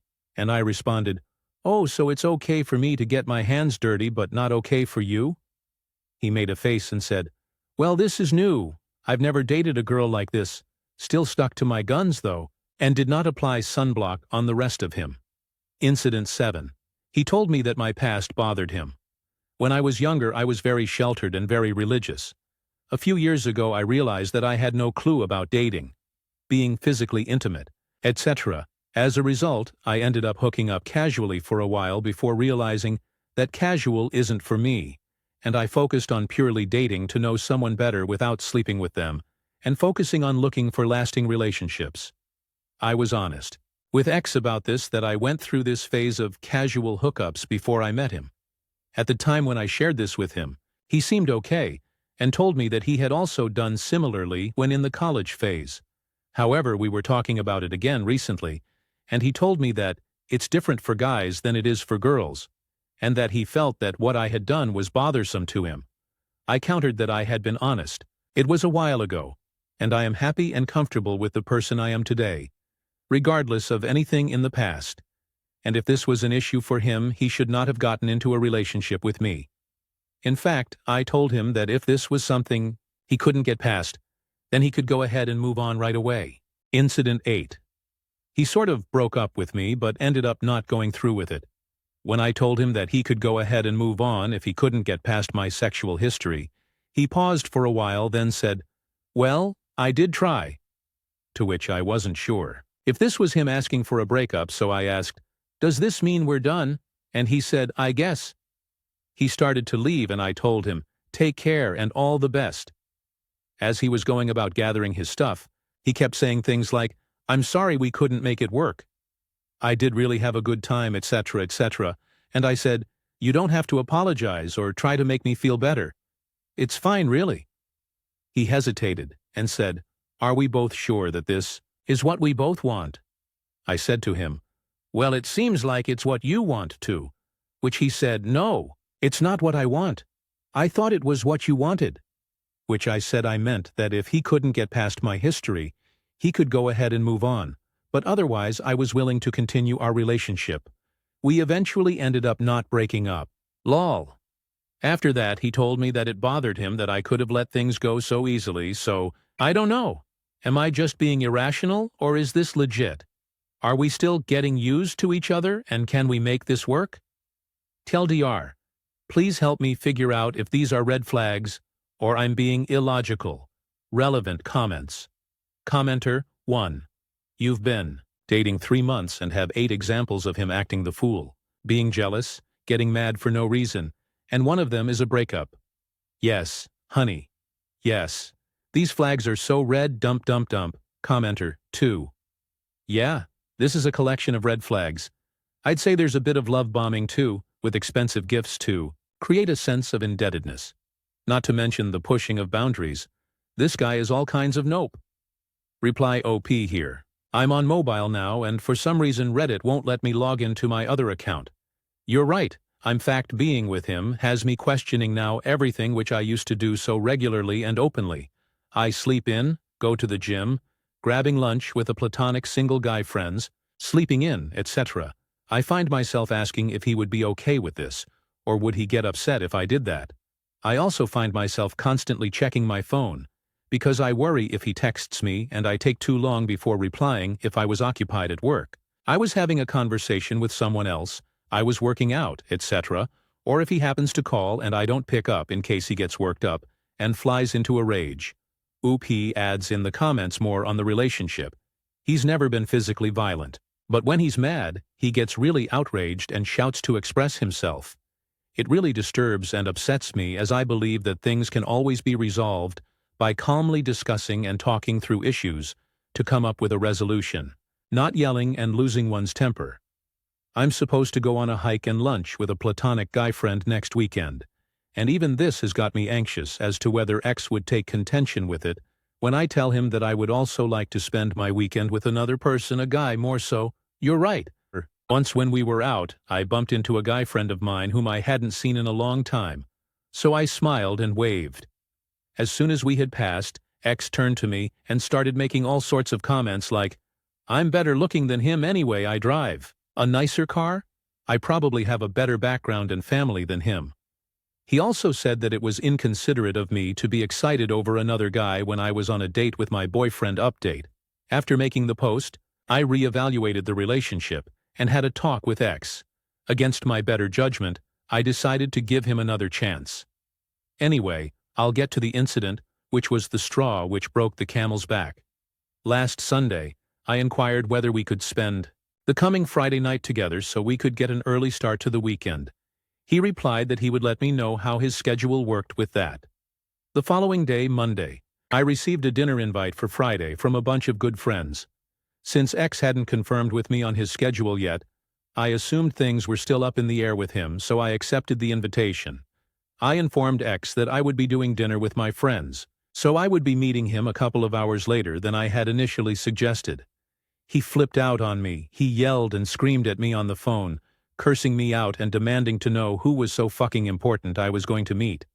He asked me if a frivolous dinner with mere friends meant more to me than spending time with my SOI, responded that of course I valued my SOs, However, there were other people I also liked to have in my life. He told me I could go and date those people. Then he went on at how I was incredibly disrespectful towards his time, and that I was jerking him around. I told him that I didn't see how that counted as being disrespectful of his time since it was only Monday, and the invite was for Friday. I was keeping him updated of the dinner way in advance so that he could plan his time for those couple of hours. It wasn't as though I was pushing plans back at the very last minute, or even canceling on him. I told him that in my perspective, since he had yet to get back to me on his schedule, I had the impression that we weren't confirmed, hence accepted the invite. I also told him that from my point of view, when I make plans with someone for the whole weekend, and they push things back a couple of hours, for whatever reason it wouldn't be a big deal to me. So I didn't see why he was being so drastic. He then said to enjoy myself with my friends and that he hoped the dinner would be worth the cost of our relationship. I responded, okay. There's still some stuff that both of us have at each other's places though, so we're meeting up later this week to return things TLDR. He made things easy by breaking up with me. Final update. Hi everyone. Just an update. The exchange went smoothly as per suggestions of all here. I went with a friend who's a semi-pro MMA fighter. X seemed pretty upset and was being really nice to me and wanted to hug it out. When we met, I grabbed my stuff, dropped his, and noped out of there. PS. I gave that $4,000 thingamajig back. Not interested in keeping any remnants of him around nor giving any possible reason for him to contact me again in the future. Thank all of you so much for your concern and advice. Lots of love. Stories. Number 12. Aita for refusing to shove my butt in a stranger's face. I'm currently on a cross-country flight sitting in the window seat. Shortly after takeoff, the woman in the middle seat got up to use the restroom. I figured this was a good time to also get up. That way, the lady on the aisle wouldn't have to get up twice. I stood up as much as you can at the window seat and asked if I could be let out. She said I could climb over. She also has this very large carry-on bag that is too big to fit under the seat, so she's got it sitting between her feet, meaning the climbing would be an even bigger climb. I was pretty dumbfounded that she didn't make any move to get up. Instead of pushing it, I just sat down. About an hour or so later, I really needed to go to the bathroom, so I told the woman in the middle seat that I needed to get up. I guess these two are mother-daughter because she said, "Mom, we need to let her out." Middle seat climbs over the lady in the aisle. The lady on the aisle then looked at me and said, "You can climb over." I firmly stated that I am not climbing over her. I asked her to please stand up and let me out. Yes, I said please. She said no. I again said, "Please stand up so I can get out." Her daughter says, "Mom, I think you need to stand up." She continued to refuse. She dug in, clutching her things, and glared at me. Her daughter repeatedly asked her to get up. At this point, I'm pretty pissed off, and I really have to pee. And I'm more loudly saying, "You need to stand up, ma'am, please just stand up." Finally, I very loudly said, not shouting, just loudly talking, "It is basic airplane etiquette to stand and let someone out. I will not be forced to put my butt in your face because you don't feel like getting up." I pushed the flight attendant call button. Once the flight attendant arrived, aisle seat took her sweet time gathering all her nesting materials, including a blanket, snacks, wine, an ancient DVD player with an absurd number of cords attached, and dramatically moved her carry-on into the aisle. She finally stood up. So tell me, should I have just sucked it up and straddled this complete stranger so that she could be more comfortable? Edit to add, just to be clear, she's not elderly. Maybe 60. And I'm 51. If she were elderly or feeble, I would not have gotten upset. Comments. Commenter. 1.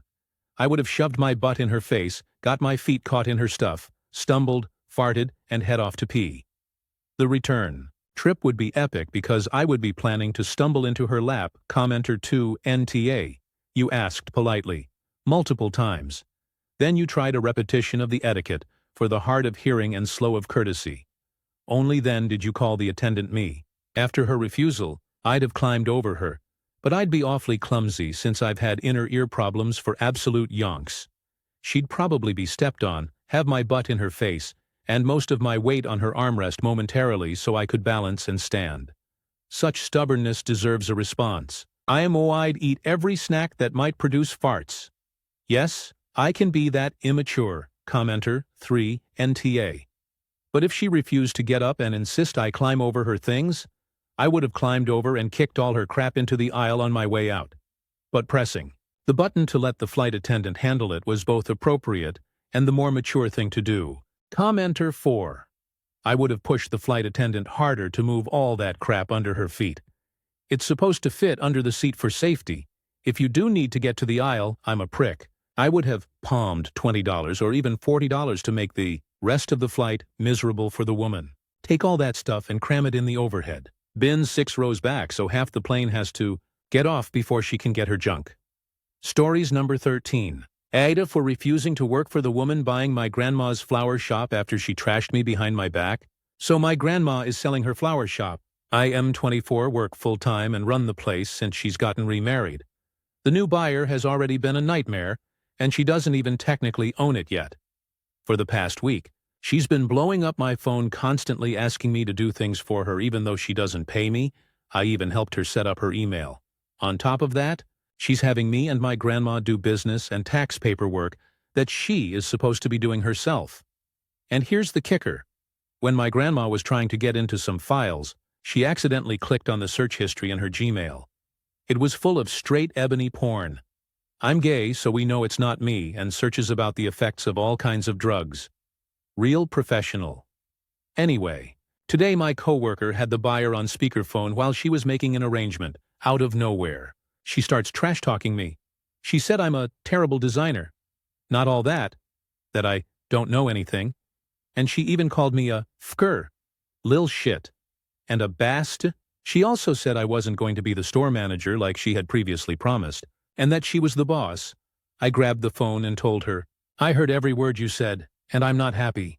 A minute later, she called my coworker back and accused her of setting her up, when she literally just had her on speaker because her hands were full.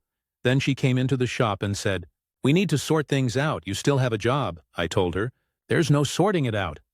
You wronged me, and I will not be working for someone who talks shit about me behind my back. I have tried to help, but I'm through with you. Her response, what a load of shit, you helped me like standing over me telling me how to wash buckets.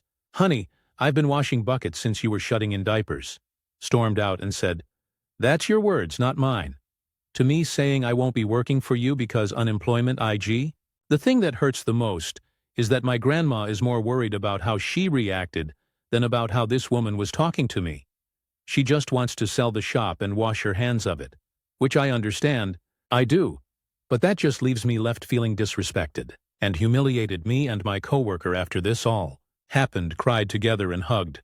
This lady watched me grow up. I've known her since I was a baby. Her daughter babysat me. We can't think of a plausible reason for her to say all of this to my coworker in the first place.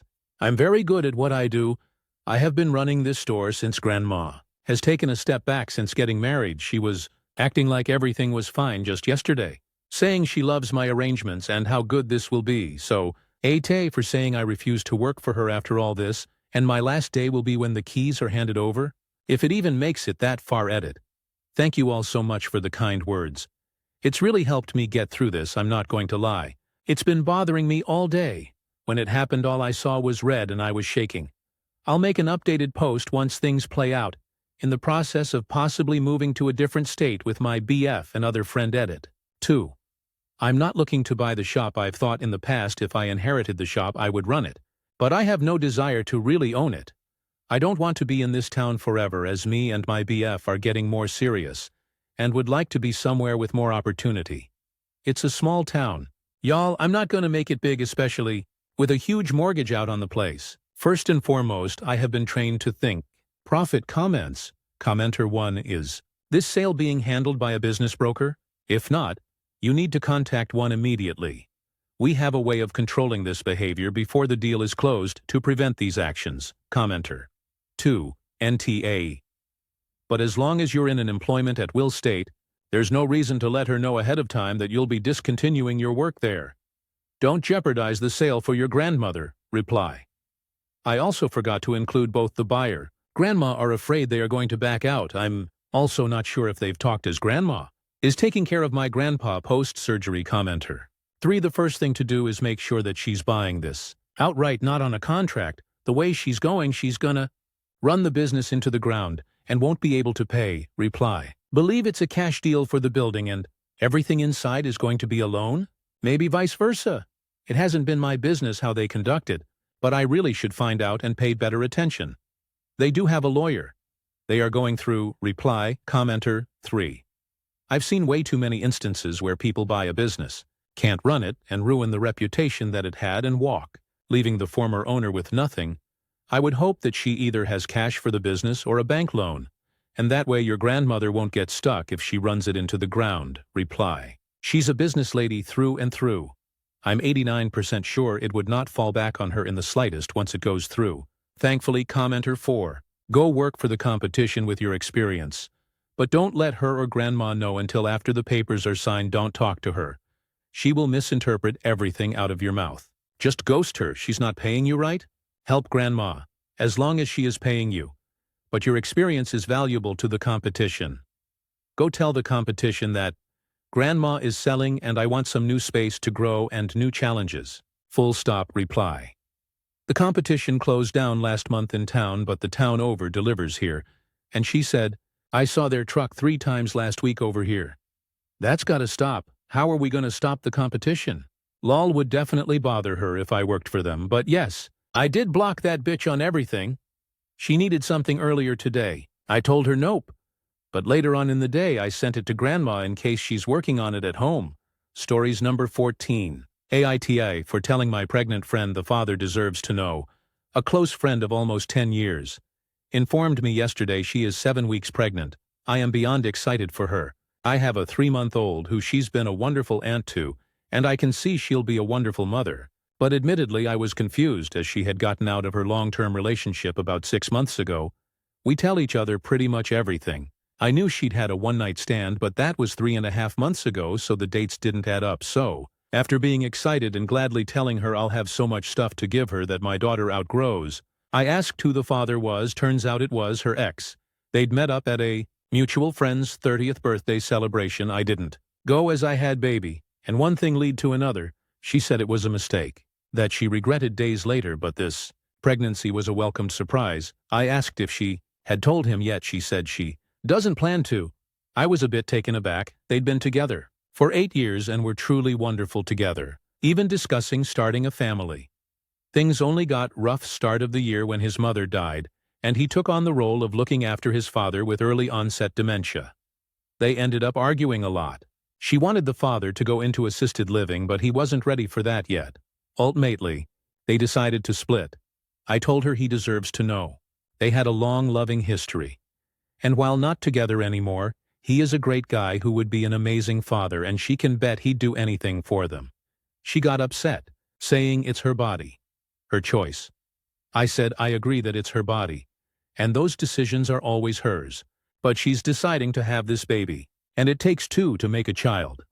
I said he'll figure it out eventually. As we all still run in the same friend groups and live in the same town, she ended up saying she wasn't going to tell him, and that was final later. I received a Facebook message from a mutual friend saying she was disappointed in me for trying to push her into telling the father and I should support her decision. She said I was prejudiced, that I have a loving, involved husband, so I don't know what it's like to be a single mom. I'm not saying she is obligated to do so, but I just think morally it's the right thing to do. Again, he will find out eventually, and unless she lies to him about sleeping with other people, I'm sure he will easily put it together. I think she's setting herself up for a really crap time in the future. ETA. My husband and her ex are friends who talk regularly. I haven't told my husband as of yet. I know he will tell him right away if I do. ETA too. In the almost 10 years I have known her, she's always been an open book and one to tell you exactly what she thinks. Like, she's the type to tell strangers on the train her whole life story if they said hi, how are you in passing. Kate's something I've always admired about her confidence and honesty. So this is surprising. My husband has known X for 18 years, but has only been close for the past 5 relevant comments. OP should stay out of her friend's business. Reply, I do plan to, but it's difficult. I didn't add in Maine, but the ex and my husband are good friends who talk regularly. I haven't told my husband, as I am sure he'd tell him, and it's not our place to. Commenter 1. I think she's setting herself up for a really crap time in the future. That's on her, not you. You were not the asshole for sharing your opinion. But you were a little bit of one for not accepting that she didn't want to follow your advice. It is the whole lead a horse to water thing you led. Now it is up to her to drink. But you can't make her drink, it is her choice. And as her friend all you can do is try to support her once she's made it. Reply. I should clarify, I don't mean crap time raising a child solo, she's 100% capable. I was raised by a single mother, so I have huge respect for it. I meant more crap time when he finds out on his own. I can just see there being a lot of stress and possible fights. Commenter 1, when he finds out on his own, if she is planning on not telling him, then she is most likely planning a story for how it is not his. If he does catch wind of it. I wonder though if, despite you feeling that you tell each other everything, if there are unspoken reasons for not wanting him involved. Have you considered that? Reply. I suppose there very well could be, but I cannot think of any. In the almost 10 years I've known her, she's always been an open book, and one to tell you exactly what she thinks. Like, she's the type to tell strangers on the train her whole life story if they said, "Hi, how are you?" in passing. Kate is something I've always admired about her, her confidence and honesty. So this is surprising. Is it possible that OP's friend is telling her lies if she's willing to tell a lie to the father? OP. Geez, I never thought of that before. I'd really hope there hasn't been any in the almost 10 years of friendship, but you got me thinking now. Who else has the friend told about her pregnancy? Reply. I know she's told 3 of our mutual friends, her parents and sister, possibly told more, so definitely a chance for it to spread a lot more quickly than him finding out later down the line. Commenter 2, NTA, your friend is an AH. It was her body and her choice to have unprotected sex. Now she just wants an excuse for her shitty behavior. Not to mention the fact she broke a 8-year relationship because her husband was a responsible human being looking after his sick father. Your friend is a massive red flag. Reply. It was a tough situation. With his father, he lived in a different city and X wanted to move there, but friend has a really well-established career here. He then organized father to move here, and she was good with that, and he stayed with them for 2 weeks, but unfortunately in those weeks, father was really disoriented with the change and could have violent outbursts. Dementia sucks so bad she suggests the home. X said no, but he could move out with his dad so she didn't have to be potential around him. Alone. But she took it hard, as father had many years to live, and she wanted a future and family with X, and thought living separately for so long would hinder that. That was the base of the reasons for breaking up anyway. Update 1. So, a few days after finding out my friend is pregnant and isn't planning on telling the father, her ex, my husband comes home from work. Friend's sister came into work today. She asked what we'd be passing on to friend baby-wise so that she knew what not to get for gifts. Did you know she was pregnant? I told him she'd told me a few days earlier, and I was going to tell him. After her NIPT results were back, I was planning on letting friend know I was going to tell my husband, even though she never actually asked me not to. She actually never asked me not to say anything to anyone. But I'm sure it was silently implied. I hadn't even really finished saying that I knew when he says, "It's X's, isn't it? He told me they hooked up at mutual friends party last month. Does he know?" So I told him all I knew and what I had told friend. He looked at our daughter and said, "He's going to find out eventually. If not from her, I feel it should come from a friend at least, so he knows we haven't all lied to him." I said I was staying out of it for now, planning on waiting until friend and I met up again. She has been happily texting me, letting me know when scans are, etc. Like nothing happened, and talking with her again, asking why she feels the way she does, talking more logistical than moral. But at the end of the day, I will respect her decision. If it's final, but let her know that it is likely a bad one. If she didn't want to talk, then I was going to leave it at that, but let her know if there are any bad situations that arise. From this, I am staying out of it entirely. I said it was up to him what he wanted to do for X. He said he figures if friend's sister is happily chatting away, it can't be that big of a secret, and he's going to mention it next time him and X talk. He said he probably won't outright say he knows he's the father, as he figures X will realize pretty damn quickly. He also said that if sides are to be chosen, he would pick X 100%. I said if it comes to any battles, I'm focusing on my own peace and family. I'm happy to pass on outgrown baby clothes and items to help friend out, but otherwise I'm out. PS for all those concerned that I was endangering my marriage by not telling my husband straight away. I've Been with the man for almost 14 years, and known him for 20 childhood sweethearts. I know how he thinks and feels. I did tell him that I made a Reddit post and people were concerned, and he said if this was a marriage-breaking secret, one that has no effect on him at all, he can't imagine what other basic shit people break up over, and surely it must be fragile to begin with. Update 2. Aita, for telling my pregnant friend the father deserves to know. So, my husband had a catch-up with the ex and was going to tell him, but ex mentioned it first. He said he found out this morning as pregnant friend's mum had reached out to tell him, unsure how she approached it or what was said. But good on her emo, he is understandably upset and confused. He said while, yes, they were drunk. He had said he initially wouldn't go further when they hooked up as he did not have protection, but she insisted. She was on birth control and she had been when they were together, so he took her word for it. They had talked a few times after as well, just casual texts, where friend had kept mentioning she had a good time. He had chosen to ignore those spec-fic remarks as he still had feelings for her, but didn't want to go down that road as he felt it was too messy, and he's focusing on his father. So he would just change the subject. Part of me wonders if maybe friend has noticed this and taken it as him not caring about her, and this influencing her decision. He isn't sure how to approach it, but is going to wait 2 or 3 months to give her a chance to come to him. After that, he said, he'll confront her, ask for a paternity test as well. Very much wants to be in this child's life, if it is his, but doesn't want to fight about it as he's afraid of what harm it could potentially do to the child in the long run. He told husband to tell me there's no ill will in me not saying anything to him directly and choosing to stay out of it. Thanked me for telling her that he deserves to know. He asked us to support her any way we can, and he's happy for me to mention that her mum told him if she doesn't already know. Will be interesting.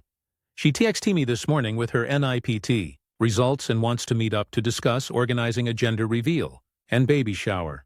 She said she realizes it's a bit early but is excited to get planning. I'll unlikely update again. So thanks for reading. I am hoping for the child's sake things go smoothly. Relevant comments. Commenter 1. Weird.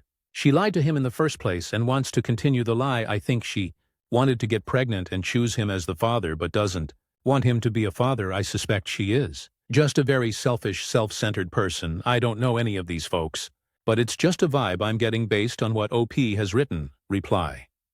It's really rubbed me the wrong way.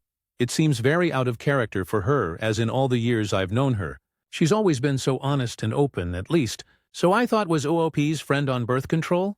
Did she lie about that? Reply? I don't know. Honestly, I do know she got the arm implant removed over a year ago and went to getting the depot shot instead. Whether or not she was still getting the shot every 3 months or had changed to another form of contraceptive, I just don't know. If she did lie about it, then that's vile, and a big part of me is suspecting she did rather than it failing. Commenter 2. So she tried to baby trap him, but he didn't want to be involved with her, and she backtracked by hiding the truth of her pregnancy. I wouldn't be able to look at her the same as a friend. Reply. Yeah, I'm definitely seeing her in a new light after all these years, and reconsidering the friendship. Commenter 3. She's your friend, but honestly, why are helping her? Why give her things and plan parties for her when she's being a devious liar? What she's doing is wrong, and you know that. So why would you support her? Reply. I haven't agreed to help with party planning. I actually replied saying I was busy, which is true. We have plans with my parents this weekend and I'm unlikely to help her with this, giving her clothes, etc., though I am happy to do. If not for her, but her child, I have a bag of things to donate anyway. Stories number 15. My 31F husband, 36M, asked if our son was his, and asked for a paternity test. My husband, 36M, and I, 31, have been together for 10 years, married for 3 years. We have 2 children together, 2F and 7-month-old M, and our first child looks a lot like my husband, but our second looks more like me, but you can tell our kids are related as they have similar features. My husband recently dropped on me that it's been bothering him that our son has blue eyes. He has brown eyes. I have blue eyes, and how he thinks it's really unlikely for him to have a child with blue eyes, as he's Hispanic, with no known relatives that have blue eyes. He also is suspicious of the timing of our son's conception, as our second was a complete surprise, but we were only using condoms after I had our first child. He then asked if our son was And if I mind if he gets a paternity test done, I'm so hurt. And just blindsided by this, I haven't cheated on my husband and our son is definitely his. I work from home. I don't have any guy friends. I only go out to hang out with friends or to grocery shop or buy things for the kids. I just don't understand why he thinks I would do this, as I've never been unfaithful. Has anyone else experienced this? What happened if you have dealt with this? I mentioned marriage counseling to him, so we might try that, but I'm just so confused, sad, and hurt about this. We've been fighting off and on as it's been stressful having two kids so close together, but we otherwise don't have any huge problems in the relationship. Comments. Commenter 1. Someone is in his ear, not necessarily another woman, but someone in the family, like his mother or siblings. I'm Hispanic, and I can attest that some Hispanics are extremely sexist, and it is a way to dominate their woman. Also, he's stupid for not knowing how genetics work, and especially when you have blue eyes. Honestly, I don't know how I would react if my husband asked such thing. Even if we remain together, our trust would be broken. Commenter 2. This scenario comes up pretty often here. It usually ends in divorce quite rapidly. The trust cannot be re-established once broken, so dramatically. Commenter 3. Mine asked for one on all the kids. I said, which one are you hoping isn't yours? He never asked again, and we are now divorced. According to the Punnett Square we learned in high school, we should not have a child with brown eyes. But we do. I never slept with anyone else. He is definitely the father. Genetics are weird and more complicated than we were taught in high school. And for the record, I never even came close to cheating. I also work from home, have no male friends. At the time, I didn't even have any male acquaintances. He was a broken man with a lot of insecurities. Commenter 4. Ask him who else he's been seeing, because he might be projecting his own guilt onto you. Tell him he's broken your trust with his accusations. Get the test. I hope he gives you a genuine apology. Reply. Wonder about this too, and I do plan on asking him this. I hope he will give a genuine apology too, but the damage is done. Stories number 16. Aita. For not bringing my GF anything while she was sick. My girlfriend has been sick for the past 3 days. When she first told me, I asked if she needed anything, to which she only replied, a stronger immune system. The next day I checked and asked if she's been eating, or drinking, which she says yes. She's been eating, drinking, and resting. Later in the day I checked in again, asking if she needs anything. Saying I have soup, she replied with, she's okay for now. Today I asked how she's feeling and told her to get some rest, which she was receptive to, but later tells me she going into work. After work she tells it's hard for her to ask for things. Whole sick and small gesture, like soup or tea, would have meant a lot, and she felt lonely.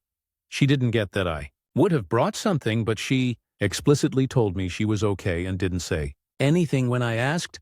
I figured I would allow her space to rest since she said she had food, and I did not want to risk us both getting sick. Aita. For not bringing anything? Comments. Commenter 1. If you listen to me, I'll save you a lot of money on couples therapy in your future. You are NTA. She didn't communicate to you what she wanted. She told you she was fine, and you took her for her word. But what she really wants but didn't communicate is to be seen. She doesn't want to have to ask you to bring her soup, but she wants you to see that she isn't feeling well and to think about her and anticipate that soup might be helpful and bring it to her. Not because she asked for it, but because you care. It might sound silly, and really it's best for her to be more direct about expressing her feelings, wants, but wanting to be seen is tricky because a part of its value is not having to ask, and maybe right now, it's not a big deal, like it's just a virus, but it's still a good thing to understand and practice, because a partner who's good at seeing notices their spouse's feelings and responds to them. And when, if babies get involved, seeing and anticipating your partner's needs is something which I cannot overstate. The value of many marriages fail because usually the guy doesn't see the invisible labor their wife is carrying, or hear when she asks for help. But no one complains about someone who really sees them, so NTA, but maybe some food for thought. Commenter 2. NTA. I hate it when people say they don't need anything and then get upset that you didn't bring anything. You checked in. You were very ready to bring anything she requested. And most importantly, you took her at word. Some people like visitors and attention and stuff when they're sick. Some don't. If she wanted you to come over with tea or soup, she should have said so like a grown-up. Commenter 3NTA. I understand that it's hard for her to ask for things. That's hard for a lot of people. But you offered. You asked if she needed anything. She made a joke. You asked if she wanted soup. She said no. Now you know that the next time she is sick, she would like you to bring her something even if she says no. But it's absolutely not fair for her to expect you to ignore what she said. No, I'm okay, I don't need anything. If she wants a small gesture, she shouldn't refuse the small gestures you offered. Commenter 4. I think it's mainly just the phrasing, like if he had said, I'll bring you some soup after I finish work, versus, do you need anything? I have soup. I don't know if it's just more likely for women product of our environment to upbringing and all that. But there is a very big difference for both statements. Even though they're fairly similar, I hate asking for things, so I respond far better to, I'll make you a cheese toastie, compared to, do you want me to make you something? I think somebody else taking the initiative, providing the solution, and taking action is really appreciated. It's very attractive when a partner does that. Also, I feel like soup can last a couple days in the fridge, but even still, yeah, potentially the actual food or beverage might go to waste. But the thought and consideration wouldn't. Stories number 17. My best friend's birthday hit me harder than I expected, and the photos everyone is posting have a whole different story behind them. Today would have been my best friend's 25th birthday. She's been gone for a few years now, and it's still surreal to say that out loud. It doesn't feel like she should be gone. It feels like she should be here, texting me dumb memes, talking me into spontaneous road trips, and blasting music in her old car until the speakers rattled. Instead, this morning I woke up to my Instagram feed flooded with, "Happy birthday, miss you," posts her cousins, her brother, her college friends, even people she hadn't been super close to at the end. Everyone was posting pictures of her. That's normal, and honestly kind of comforting. But one picture in particular made me laugh through the ache. It's one of her most famous Instagram posts, the one where she's standing in this random front yard, looking all glow and put together. People always commented things like, model vibes, and you look so healthy and happy here. What cracks me up is that I was literally there the day she took it, and I know the backstory better than anyone. The random front yard wasn't random. It was her secret boyfriend's house. His name was Tyler, and he happened to be her older brother's best friend. That meant their relationship was, let's just say, complicated. She didn't want her brother to find out, and definitely didn't want her parents knowing either. So when she went to hang out with Tyler, she'd tell her family she was just studying at the library or grabbing food with me, which, technically, wasn't always a lie because usually she was with me at some point. Just not the whole night that day. I remember she came to pick me up afterward, absolutely blazed out of her mind. She and Tyler had smoked so much weed together, she could barely string a sentence. When she showed me the pictures he'd taken of her in his yard, she was paranoid people would recognize the trees in the background because they were kind of distinctive. She actually blurred them in the edit before posting, because we were both like, what if your brother sees this and connects the dots? It sounds ridiculous now, but at the time we were crying, laughing in her car, passing a blunt back and forth, and zooming in on the picture to see if her pupils gave her away. She looked incredible, even stoned. She had this effortless beauty, that glow skin, that smile that always looked like she was seconds away from cracking a joke. We both agreed she looked high, but passably high. The kind of high you could convince your aunt was just a late-night study session tired. She posted it that night, and it blew up. It's probably still her most liked picture ever. And now, years later, that's the photo her family is posting in remembrance. They're talking about how radiant she looked, and how full of life. She was in that moment. And the thing is, they're right. But they don't know that the radiance came from her being young, carefree, in love with someone she wasn't supposed to be, and laughing her ass off about whether people could spot that she was high. I've been sitting with that all day on one hand. It's bittersweet. Everyone else sees this perfect, angelic version of her frozen in time. And I get to remember the real story. Us parked in her car outside a Taco Bell, reeking of weed, sharing a Baja Blast, and debating whether she should caption it something funny or just leave it blank. She ended up leaving it blank because she said, the mystery makes it better. On the other hand, it hurts. Because moments like that were so her. She was chaos and beauty and rebellion all rolled into one. And now, all that's left are polished photos and sanitized memories. I guess that's the part of grief no one warns you about. The world remembers the Instagram version of someone, the cropped, filtered, perfect posts. But if you really knew them, you remember the messy details. The blurred trees, the hidden boyfriend, the ash in the cup holder of her car, the way she'd snort when she laughed too hard. That's what makes me miss her the most. So yeah, today has been a sad day, but also, strangely, a funny one, because if she were here, I know exactly what she'd say about everyone reposting that picture. Damn. Good thing I blurred those trees. Happy birthday, Jess. I miss you more than I can ever say. Comments. Commenter 1. That's a sweet little inside joke between y'all. I think that's hilarious. I'm sorry for your loss, but happy that you can look back on memories fondly. Commenter 2. My best friend died about 7 years ago. I refuse to keep track, and I forget the exact date because it's too painful. I also rather celebrate her birthday. We were the keepers of each other's secrets and memories. Sending. You love and strength. Reply, thank you. I love that, and I think it's about time I stopped focusing so intensely on the day of her passing. I'd rather focus on her birthday and the good days. There'll never be anyone like them, all the same. Back to you. Commenter 3. I'm sorry you are going through this. My friend passed away in front of me when we were on vacation together. She had a heart attack from mixing drugs.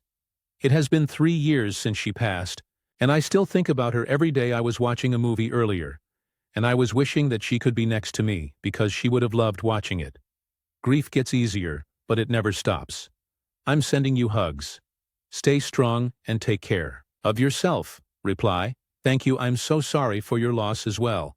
That's an incredibly difficult memory to bear, and I hope you're doing much better now. Mine passed from drug use too. Her pills were laced with fentanyl.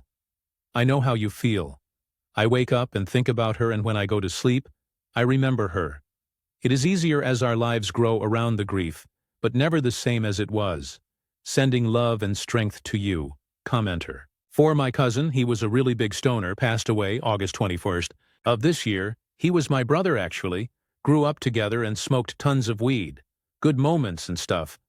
The other day I was watching his pictures, and I can't post or show most of them, 'cause he appears high av in almost every pic. I laugh a little bit in this sad moments. Miss him really bad. Happy birthday to her friend BTW. Reply, thank you. She was like my sister too. I'm sorry for your loss, but so glad you have happy, fun memories to look back on. Makes every second spent with them worth it. I'm in the same boat. I can only post pics from the first 5 years of our friendship BC. Everything from the last 5. We're both smacked out of our minds, usually scarfing down food or doing some goofy shit. It's kind of a pain, but I like to keep those moments private too. Sending you lots of love. Stories. Number 18. Aita for forcefully moving into my boyfriend's gaming room. My boyfriend and I moved in together at the beginning of 2020. Right before the pandemic started. We both have desk jobs, so we've both been working from home for over a year now. Initially, both of our desks were set up in the living room, and we had to deal with each other's work calls all the time. It was a nightmare. I asked him if he could move his desk into the spare room, which is where his gaming setup is. But he said that he didn't want to work in the same place. He goes to relax, so I moved my desk into our bedroom instead.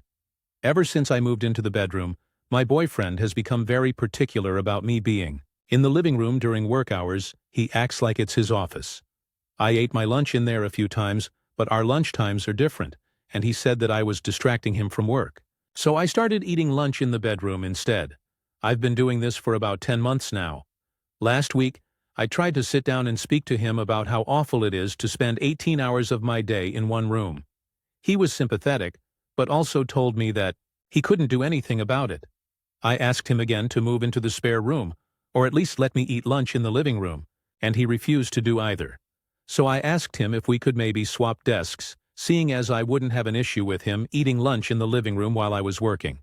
He literally started laughing at me and told me that I was crazy if I thought that I was guilting him into swapping desks. The next morning, I brought my work laptop into his gaming room and unplugged his entire setup. Tower, monitors, speakers, keyboard, Everything I started working from there instead. He was oblivious until his first bathroom break of the morning when he spotted what I had done and started freaking out. He threatened me with legal action if anything was broken, and told me that I was an immature, passive-aggressive asshole. I said that I would be working from there from now on. At the moment, he's not speaking to me. The more I think about it, the more I wonder if maybe it was an immature way to handle the situation. But I feel like I'm at the end of my rope, and I can't keep spending all day in the same room. Relevant comments. Commenter. 1. Info. Why unplug everything? Reply. The room is tiny, and the only thing in it is the desk with his gaming setup on it. In order to use the desk without damaging anything, I had to remove pretty much everything from it. Also, nothing was damaged. Everything was perfectly fine when he checked it later. Commenter 2. He literally started laughing at me and told me that I was crazy if I thought that I was guilting him into swapping desks. He threatened me with legal action if anything was broken, and told me that I was an immature, passive-aggressive asshole. This isn't how normal adults act. This is not a healthy way to treat one's partner. NTA, obviously. Reply. Thank you for responding. I'm seeing a lot of comments saying the same thing about his behavior. Commenter. 3. Seriously. Are you happy with this guy? He doesn't seem to care much for your feelings or comfort, putting himself first every time. Is this how you want to live your life? NTA reply, honestly. The responses to this post have given me a lot to think about. Lockdown is ending pretty soon in our country. Maybe it's time to think about moving out. Edit 1. Sorry, just to clarify. When I asked my boyfriend to move his desk into his gaming room, I meant his work setup, not his physical desk. The spare room would be too small for his physical desk. Edit 2. Hi everyone, I'm just about to go to bed for the night, so I wanted to give this post a quick update. I'm overwhelmed by all of the messages of support. Thank you so much to everyone who commented. A few people have expressed concern over my safety. I promise I'm okay. I actually left the apartment tonight to give my boyfriend some space, and I'm staying at my brother's place. I'll probably go back tomorrow evening, but I am considering ending the relationship. My brother thinks that I should, and he said that I can stay with him if I want to move out. Thank you all again for your feedback and your support. Update. One last edit for the road. Again, thank you so much to everyone who took the time to read this post. And also for all of the awards, it's very kind of you. I just wanted to say that my boyfriend and I have amicably agreed to split up and move on. Not just over this situation, though it definitely sheds some light on other issues in our relationship. I'm moving in with my brother temporarily, until I can find a new place of my own. Things feel a bit crap right now, but I know they'll get better with time. Thanks again. For all the love X stories. Number 19. This is how I dealt with my ex-husbands is the baby mine comments. And why I don't recommend it. I'm 34 now, divorced, raising 2 kids, and finally at a point where I can laugh about some of the absolute nonsense I put up with in my marriage. But when I think back to my pregnancy with my second child, there's still this one memory that stands out. The time my ex thought it was funny to joke about our baby not being his. We already had 1 child together, our son, who was 5 at the time. My ex-husband, Mark, had always said he wanted kids. From the very beginning of our relationship, he'd talk about wanting to be a dad someday. He was the type who would stop to make silly faces at babies in grocery store carts. He'd get choked up when he saw videos of dads meeting their babies for the first time. That's why what he did when I was pregnant with our second was so infuriating. The first time it happened, I was about 4 months along. We were at dinner with friends. I don't remember what prompted it. Maybe someone asked if we knew the gender yet. But out of nowhere, Mark laughed and said, "Well, guess we'll have to wait and see if it even looks like me." Everyone at the table laughed awkwardly. Assuming it was a bad joke, I laughed too. But it was the kind of laugh you give when you want the conversation to move on later that night. When we were home, I told him, "Don't do that again, I don't find that funny." He brushed it off. "Relax, it's just a joke." The second time, it was just the 2 of us. We were sitting on the couch, me flipping through a baby name book. Him scrolling on his phone. I asked what he thought about the name Caroline, and without looking up he muttered, "Depends. Is the baby even mine?" That time I didn't laugh. I set the book down and stared at him. "Mark, I'm serious. Don't say that again, not even as a joke, again." He laughed. "You're too sensitive, I'm kidding." Obviously it's mine, but by the third time, I was done playing. Nice it happened when I was 7 months pregnant. My ankles were swollen, my back ached constantly, and I was barely sleeping. He made the joke again, this time in front of his sister, while we were setting up the crib. He picked up a tiny onesie, looked at me with this smirk and said, "Can't wait to see if this kid looks like me." Or whoever the dad really is. I saw red. I put the crib screw I was holding down, looked him dead in the eye and said, "Say it again. Go ahead. Say it one more time.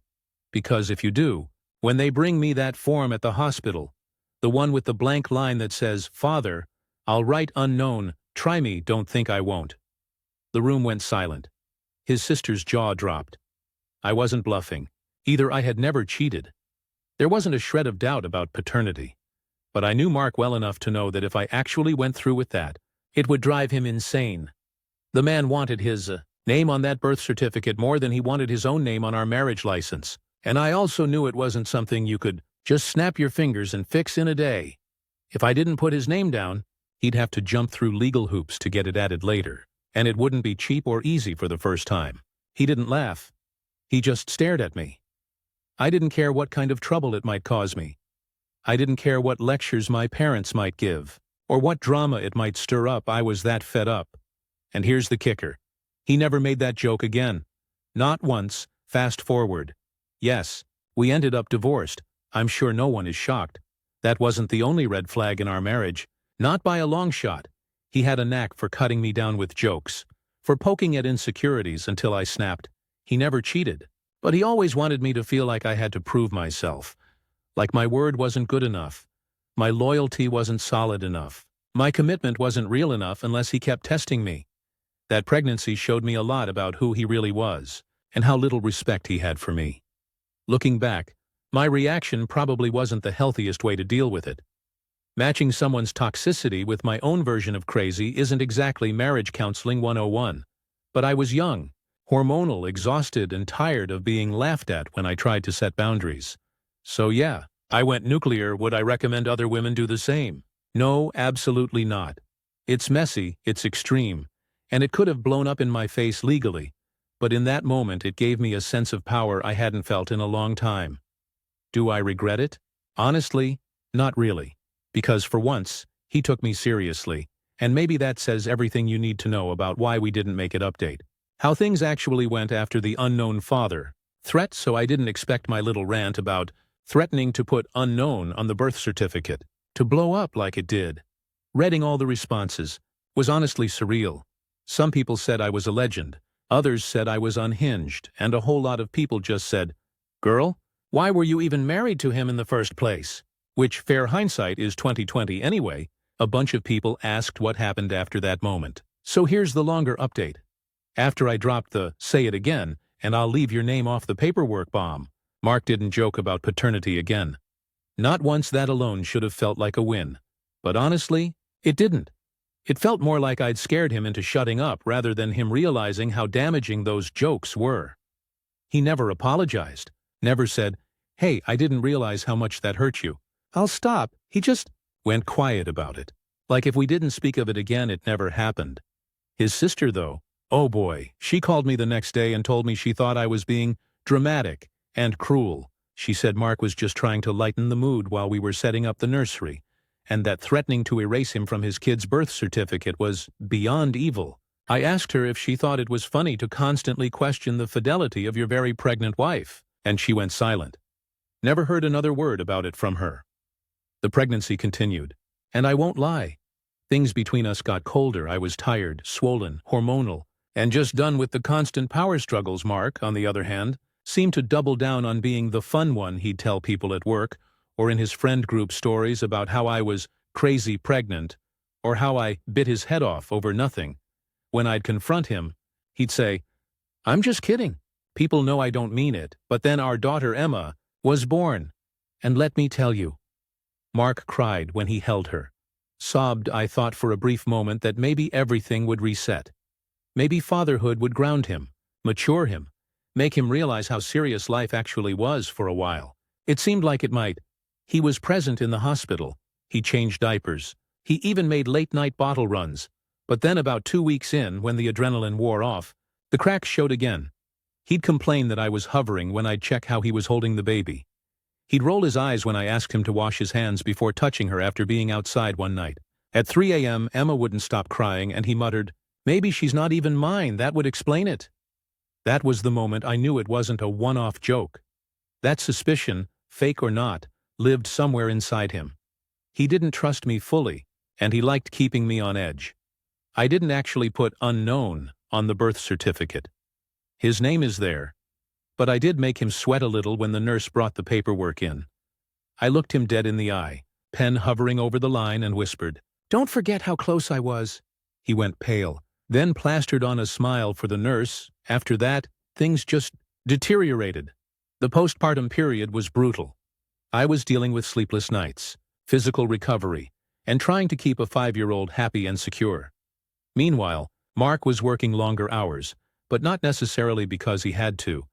I later found out he was spending a lot of work time hanging at bars with his co-workers. He wasn't cheating, at least. I never found proof, but he definitely wasn't prioritizing home. We had blow-ups. Huge. Screaming matches at 2 a.m. over bottles, diapers, and me nagging him. One night I yelled, "You wanted kids so bad. Mark, this is the reality. If you can't handle it, maybe you shouldn't have signed up for it," he shot back. "Maybe I shouldn't have. Maybe you trapped me." That cut deep. I'd never, ever trapped him. We'd both agreed to have kids. He'd been the one begging, actually. But in that moment, I realized he was rewriting history to make himself the victim by the time Emma was a year old. We were in marriage counseling.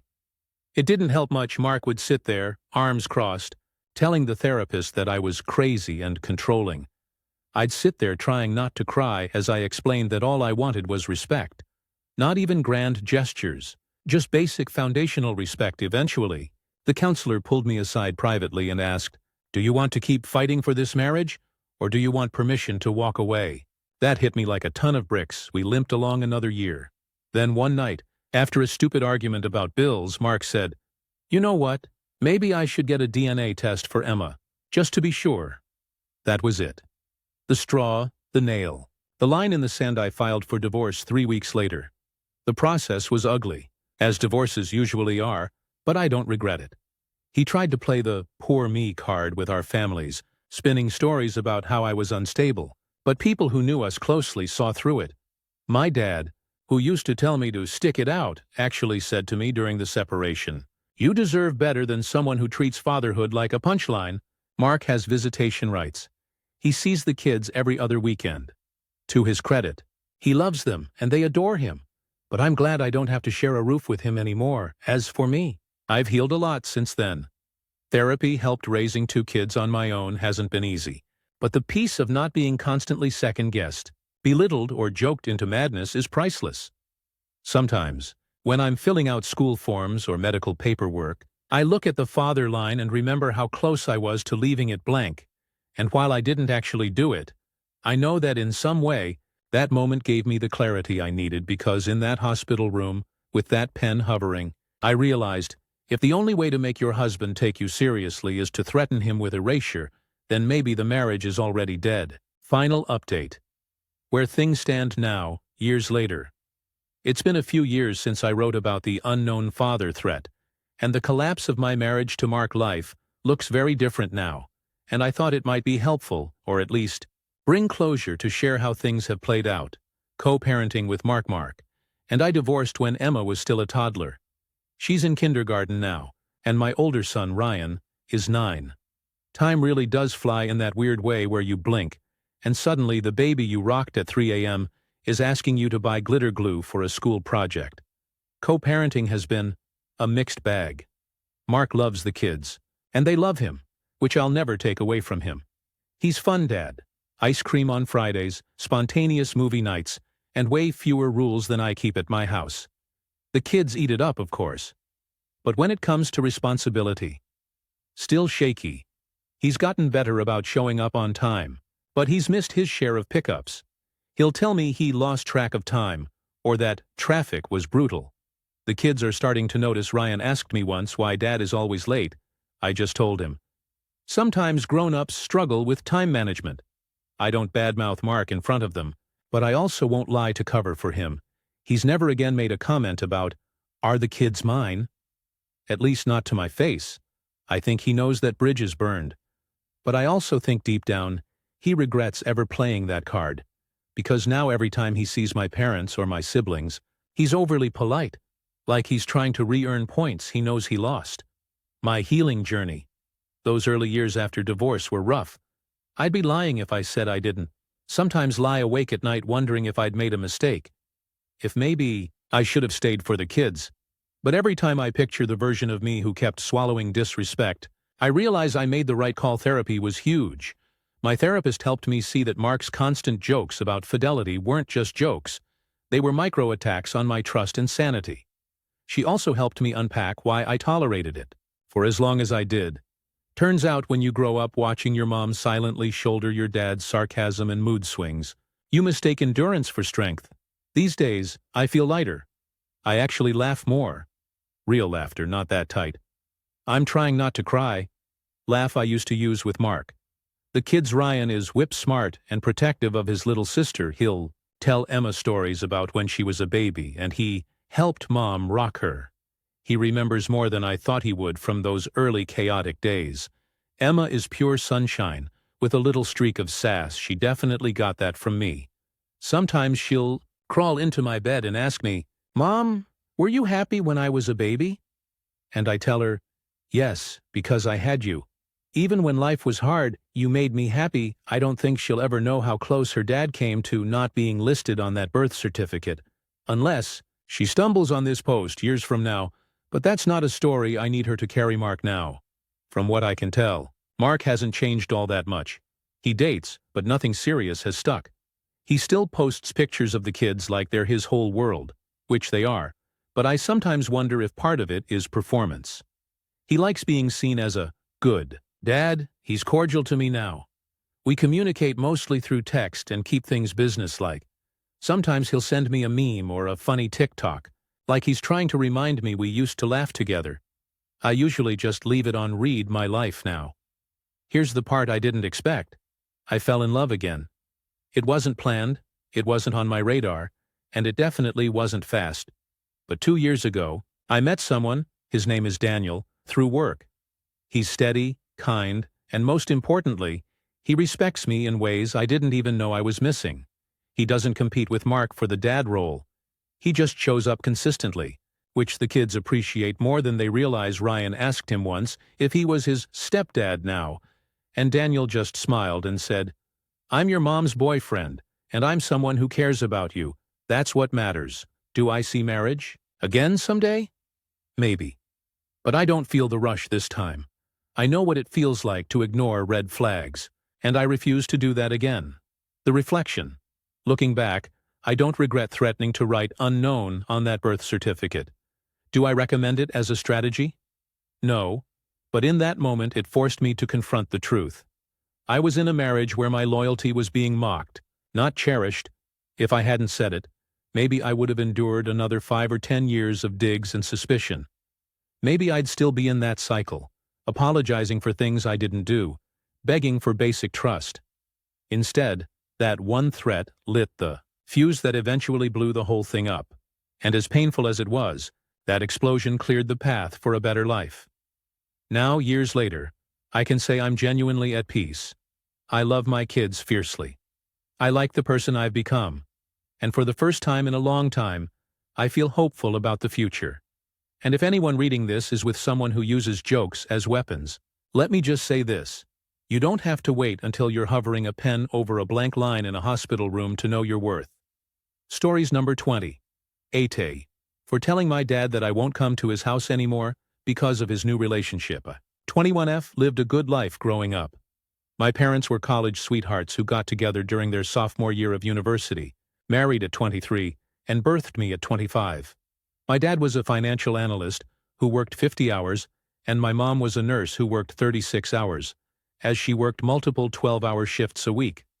My parents brought in almost over $100K annually, and I even went to a great school growing up. All in all, I had an average suburban family life when I was 18, I moved to DC for college, and that was when my parents' marriage went downhill. By the time I came home for spring break, they announced to me that they'd be getting a divorce, but there was no bad blood between them, and they just simply weren't compatible anymore, and both wanted different things. It deeply impacted me, but they stayed the same, and it felt like the same parents I had grown up with. They just weren't legally married anymore. A few weeks ago, my dad broke his leg and has had trouble getting up and down the steps of his house, or pretty much doing anything. I went over to check on him just to see how he was doing and progressing. He still lives in my childhood home after the divorce, as my mom wanted something a bit closer to beach, and a lot of my neighbors that I grew up around still live in the same houses. When I used my spare key to get in, I saw our neighbor, let's call her Kira, in the kitchen, making him a soup. The neighborhood has always been kinda close-knit, so while it wasn't too surprising that our neighbors were helping another neighbor in need, it did rub me the wrong way, as Kira just turned 18 in mid-June, and her parents, who were closer to my dad than she was, were nowhere to be found. Their cars weren't even in their driveway. I asked Kira what was happening, and she said that she just wanted to help out a bit. I didn't think into it, and went up to my dad's room where he seemed fine, but he didn't even look up, and he was completely shirtless. I asked him why that was, and he said that it was comfortable. But before I left for college, he never thought it was acceptable for any adult man to be shirtless around me no matter what. So I wondered why he was so comfortable being shirtless around someone else's barely legal daughter when I left. I called my mom and told her about it. She told me that another neighbor had called her a few days ago and told her about Kira and Dad's relationship. Turns out she had been going over there twice a week since the week after her 18th birthday. And since my dad broke his leg, she's been over there every day from the moment her dad leaves for work to 10 minutes before he comes home. I called my dad the day after and asked him about his relationship with her and the concerns that the neighbors had, and he reluctantly admitted that he and Kira had something going on, but it was nothing serious, and he was just having fun. I reminded him that she's literally younger than I am, and just graduated high school in May. He said that while he knew it was problematic, it was legal, and they were both consenting adults. I hung up on him, but when I called him back, I said that I will no longer come over his place because I cannot fathom the idea of him being intimate with the little girl that he had watched grow up and play games with me. He said that I was being dramatic, and that I should get the little girl version of her out of my head as he had. My boyfriend agrees that it's kinda weird, but I do know that maybe I was a tiny dramatic but IDK relevant. Comments. Commenter 1. NTA. I would tell her parents, though. It's hard to believe that he wasn't dealing with her before she was 18. Reply, my biggest fear. Even though I know it's so likely since it's literally been barely 3 months since her birthday. He responds to a downvoted commenter about accepting who her parents are dating. Reply. I actually don't care too much about who my parents are dating. It's simply about morals. Honestly, my mom has her own boyfriend that she's been dating for about 4 months. He's only a year younger than her, and he's a decent person. This time it's about morals. I'm 21 and couldn't imagine dating someone who still has a 1 as the first number in their age. And frankly, I don't have anything in common with any 18-year-old I know. Commenter 2. NTA. It just amazes me that you as an adult man or woman can watch their kids, childhood friends, grow up only to be dating after they turn legal age. It's just disgusting, and I would wonder when it really started. Is she the reason why they divorced? Reply. We moved into her neighborhood when I was 5. She was 2 when my dad first met her, and he attended all of her parties, including her high school graduation party. Makes me sick that he was more than likely already having sexual thoughts about her as he watched her and her other high school-aged friends have fun. Commenter 3. NTA. I have a 19-year-old stepdaughter who's basically my world. I would scorch the earth if a man her father's age came near her. Please tell her parents. Reply. Her dad is the same way. He's this mean guy who made all the kids too scared to even ring his doorbell. I know that if I spoke up, then my dad would have bigger problems than his broken leg. But I will tell him sooner than later. But I'm still processing it myself, and how I'm gonna tell him. Commenter 4. Your dad is a grown man who can handle the consequences of his actions. I have to ask, though, why didn't your mom say something? Reply. I actually never asked, and now that you mention it, she probably should have Since she's always been quite kind to Kira and her family, she expressed that she was disgusted with him when she was telling me what she knew. But I actually have no idea. Did Kira's parents know about this beforehand regarding the possibility of her having a relationship with OOP's father? Reply: I'd bet my bottom dollar that they don't, because they've always been strict on her. I distinctly remember her getting grounded when she was 13 for letting a 16-year-old boy drive her home. Update: Aita, for telling my dad that I won't come to his house anymore because of his new relationship. It's been like 2 days since my first post, and so many people asked for an update, and I definitely feel better when I get people's advice, but even before I made the post it had been maybe a week since the incident, so I've had time to process everything since my post anyways. I have had very limited contact with my dad since the situation. I started my fall classes on the 27th, and before what happened I spoke to him every day, and told him about my classes, but I've stopped and will only respond very small sentences. If he texts me first because of how disgusted I am with him, and I'm highly considering going no contact yesterday morning, I convinced my mom to reach out to her mom over Facebook, as she's obviously closer to her than I am, which she did, to paraphrase the message she told her about the relationship, and that the entire neighborhood knew of the relationship and how she's concerned about the power dynamic, as the timeline doesn't make sense since it's hard to go from cordial neighbors to having sex all within just a week. Her mom responded saying that she'd be disgusted if she found out that what my mom was saying was the truth, and that she and her husband Kira's father would look into it. This morning my mom spoke to the woman who was the one that told her about the relationship, and apparently there has been no peace in the neighborhood. This morning, and everyone's talking about it, apparently Kira's dad and my dad had a very heated argument that ended with my dad storming away in his car, that Kira hasn't been seen since yesterday afternoon and even this morning, and her car has been parked in the same spot all day. My mom texted Kira's mom to ask about what happened after she got the news, and Kira's mom told her that she went through her phone when she fell asleep on the couch last night. Everyone knows that Kira's password is her birthday, and found messages that had subtle hints of flirting while she was still 16-17, but not enough to actually go to the police and say that they had a sexual relationship before her 18th birthday. But 2 days after her party, my dad started sending her messages talking about how beautiful she looked, which Kira thanked him for, and sent a few flirty messages of her own. The messages turned sexual very fast, and they went from texting each other about movies, or Kira asking for advice on her car before her birthday, to him asking her to do things to him, and her happily accepting. According to the neighbor, Kira's dad went over to my dad's place at around 6 a.m. and beat on his door until he answered. A lot of the people on that street have jobs, or have kids that have school, and it woke them all up. They argued, Kira's dad shoved him, and the HOA man came over and broke it up, which is why my dad left. When I was getting ready for class at around 12 today, he texted me telling me that I didn't have to get Kira's parents involved as she was an adult, and that we could have talked it out as adults. I told him that he was still my dad, and I love him as the man that raised me, but I'm gonna love him from a major distance, as I can't get it out of my head that he more than likely groomed this girl. He said that I took their entire relationship out of context, and that Kira was a willing participant. I told him that if I was in her spot, and he was her dad, then he'd be pissed. He completely ignored that message and started a new conversation about how legal was legal. And despite her parents interfering, Kira wasn't going to stop loving him, and he wasn't going to stop what he was doing because the parents of an adult got involved. Not the exact words, but it gets the point across. I told my mom about the conversation and she said that she's sick. Thinking about the times Kira came over when we were a bit younger, maybe 16 and 13, and how he might have already been having ideas about her, and how good she'd look when she turned 18.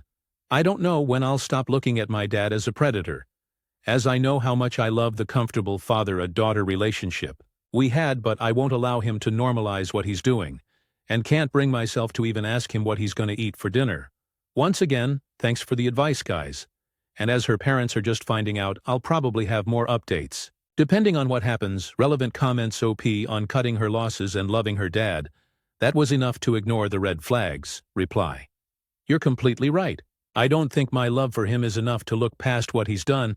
I don't even think them breaking up could fix it, as it still happened. And he's still a weirdo. How did OP's dad connected with Kira? Reply. I think once she got her first car, maybe a little before her 17th birthday. Her parents got her a cheap one as a first car. And my dad did mechanical work as a side job during his college days, which he doesn't let anyone forget. So their conversations were supposed to be limited. To Car Talk commenter 1. Your dad won't be living in that house much longer. The neighborhood is going to make it very uncomfortable for him. Reply. A lot of the neighbors have kids that live with them, and the ones that don't are in their 40s, and more so their kids are out the door. So I do believe that you're right, and nobody's gonna want to live by him anymore. How did Oopie's father get around with a broken leg? Reply. Currently in a brace. I didn't make my first post immediately after the situation, and he had been injured for a bit before I saw him, so he's okay enough to be in a brace currently, especially considering he didn't use his leg a lot when it was broken. Kira's a big helper, apparently. Additional information from Oops Smaller update that I didn't think was worth making a post about, but a neighbor posted in the neighborhood Facebook group that my mom is still a part of about my father, and warned everyone to ask their daughters about him and avoid him at all costs. The post got so many nasty comments that it was locked and taken down, and the HOA man's wife who runs the group put out an official statement stating that the group shouldn't talk about it because it brings too much negativity. A few neighbors commented on that post saying how they didn't believe it, as my dad had a daughter of his own and wasn't that type of guy, but it was swiftly removed, but not before people accused them of being enablers and hidden pedophiles. The warning post was made last night and was gone by the morning, and the statement was released in the morning, just so everyone has a clear timeline. Stories number 21. My 75-year-old father was just subjected to a SWAT team search of his home because they were looking for my brother, who's been dead for 4 years. This happened yesterday morning in Cincinnati, Ohio, and I'm still reeling. My dad, who is 75 years old, was woken up by pounding on the front door. When he opened it, there were multiple Hamilton County Sheriff's deputies and what he described as a full tactical unit. Men in gear, armored vehicles outside, guns clearly visible. They told him they were there to search for my brother, David. The problem? David has been dead for 4 years. Background: David passed away suddenly in 2019. He was only 38. It wasn't suspicious. It wasn't foul play. It was a tragic health crisis. Our family held a funeral. There's a death certificate, an obituary in the paper, everything. His passing was not some quiet, hidden event. My dad, Paul, has lived in the same house for decades. He's a widower, lives alone, and is the kind of guy who still waves to his neighbors from the porch every morning with his coffee. He's had health scares of his own, but has always been sharp mentally. So when a literal SWAT team shows up demanding to search his house for his dead son, you can imagine how surreal and terrifying it felt the morning it happened. Dad said it was around 7 a.m. when the banging started. He thought maybe it was a delivery gone wrong or a neighbor emergency. Instead, when he opened the door, he was met with several deputies and heavily armed officers. They told him straight up, "We're looking for David. Last name. We have reason to believe he's here." Dad was stunned. He told them immediately, "My son passed away 4 years ago." But they didn't leave. They didn't apologize. They didn't even look surprised. They just said, "We need to check anyway." Dad, being 75 and alone with a dozen armed men in his driveway, was too shocked and intimidated to protest.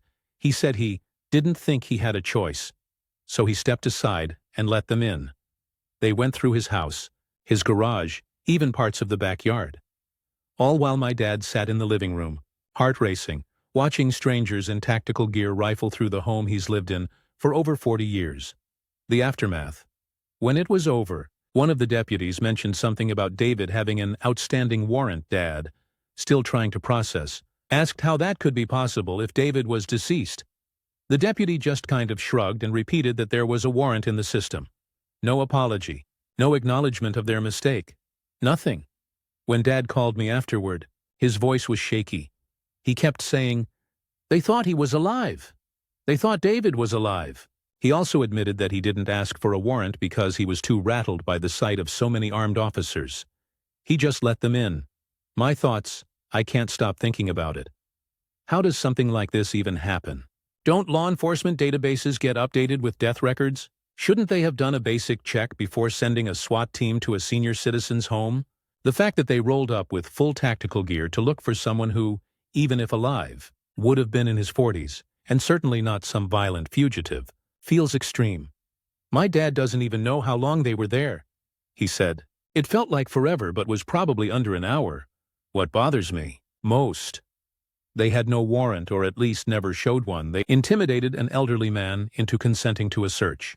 They were there for a person who has been dead for years. If my dad had refused, would they have forced their way in? If he'd had a medical emergency from the stress, what then? The questions I have: shouldn't law enforcement databases automatically update with death certificates? How can a warrant for a deceased person still be active? Did my dad's consent make the search legal? He says he agreed, but he also says he didn't feel like he had a real choice. Why was a SWAT team necessary? Even if they thought David was alive, they didn't exactly need to send a small army. Do we have grounds to file a complaint or seek answers? Because right now it feels like my dad was harassed and violated for no reason. Where I'm 80, I'm furious. I want to march into the sheriff's office and demand an explanation. But my dad, being who he is, doesn't want to cause trouble. He keeps saying, they were just doing their job, but I can't shake the image of him sitting alone on his couch while armed men searched his house for his dead son. It's not just humiliating. It's traumatizing. And the worst part? They didn't even apologize. If anyone has been through something similar or knows what legal rights we might have, please let me know. Right now I feel like I'm shouting into the void, trying to make sense of a situation that feels like it belongs in a bad movie. Update first off. Thank you to everyone who commented and messaged after my first post. I wasn't expecting the kind of response I got. A lot of you validated what I already felt, that what happened to my dad wasn't just a mistake, it was deeply wrong. Some of you also gave practical advice about filing complaints, FOIA requests, and contacting local news that gave me the push I needed to actually start digging. So here's what's happened since talking to my dad. Again, the day after my post, I drove to Dad's house and sat down with him to really go over everything. He was calmer than when he first called me, but I could tell the whole thing still weighed on him. He kept minimizing it. They didn't hurt me. It's fine. That sort of thing. But then, while we were talking, he admitted he hadn't slept the night before, because every time he closed his eyes, he imagined someone pounding on his door again. That broke me a little. My dad is tough. He's worked construction, lived through health scares, lost his wife and his son. But seeing him rattled like this just confirmed that what happened wasn't okay. I pressed him on whether they ever showed a warrant. He swears they didn't. They just said they were executing a search, and he let them. He also said the SWAT guys barely talked to him. They just spread out through the house like they were on autopilot, first steps toward answers. I called the Hamilton County Sheriff's Office that Monday. I asked for records about the incident. Specifically, was there a warrant? If so, for what? Why did they come to my dad's house? Why did they think my brother was alive? The person I spoke to on the phone gave me a half answer. They couldn't release details but did confirm there was an active warrant under David's name. When I asked how it was possible for a dead man to still have a warrant, she hesitated and just said, "Sometimes the system doesn't get updated." That phrase, "the system doesn't get updated," has been ringing in my ears ever since. The public records request. A few Redditors suggested filing a public records request, Ohio's equivalent of FOIA. So I did. I asked for the warrant information, body cam footage, and the official incident report from that morning. It's pending right now. But I've already been told it may take weeks. The shock, seeing my brother's name. Meanwhile, I decided to do some digging myself. I went online and searched Hamilton County court records, and sure enough, my brother's name popped up. Active warrant, the charge? Failure to appear for a court date back in 2017. My stomach dropped. That meant the warrant had just sat there. Nobody closed it. Nobody flagged his death certificate. Nothing to the system. David is still at large. It also explained why they went to my dad's house. The address on the warrant is still my dad's. No one ever updated it. So, essentially my father's home will forever be connected to a ghost fugitive unless someone actually fixes it. Confronting the sheriff's office, I couldn't just sit on that. So I went in person to the sheriff's office yesterday. I asked to speak to someone about the warrant. After waiting nearly an hour, a sergeant came out. I explained the situation. My brother is deceased. There's a death certificate, but the warrant is still active, and a SWAT team traumatized my elderly father because of it. The sergeant was polite but defensive. He said something along the lines of, "Look, we don't get automatic notifications when someone passes away. If no one informs us, the warrant just stays open." I asked how it made sense to mobilize a tactical team for a 4-year-old warrant tied to a guy in his late 30s. He didn't give me a real answer, just said they take all warrants seriously. When I pushed harder, asking if they would formally apologize to my dad, he said, "I'll make sure it gets noted in the file, but we don't usually issue apologies for doing our job." That made my blood boil. The toll on my dad. The hardest part of all this is how much it's shaken my dad. He doesn't feel safe in his own home right now. He asked me if I thought they might come back. He's been triple checking that his doors are locked, which is something he never cared about before. He told me the sight of them walking through David's old room was like losing him all over again. And here's the kicker. Dad doesn't even want me to fight too hard, because he's afraid of retaliation. He literally said, "Don't stir the pot, son. We don't need them mad at us." That's the position they've left him in, scared of the people who are supposed to protect him.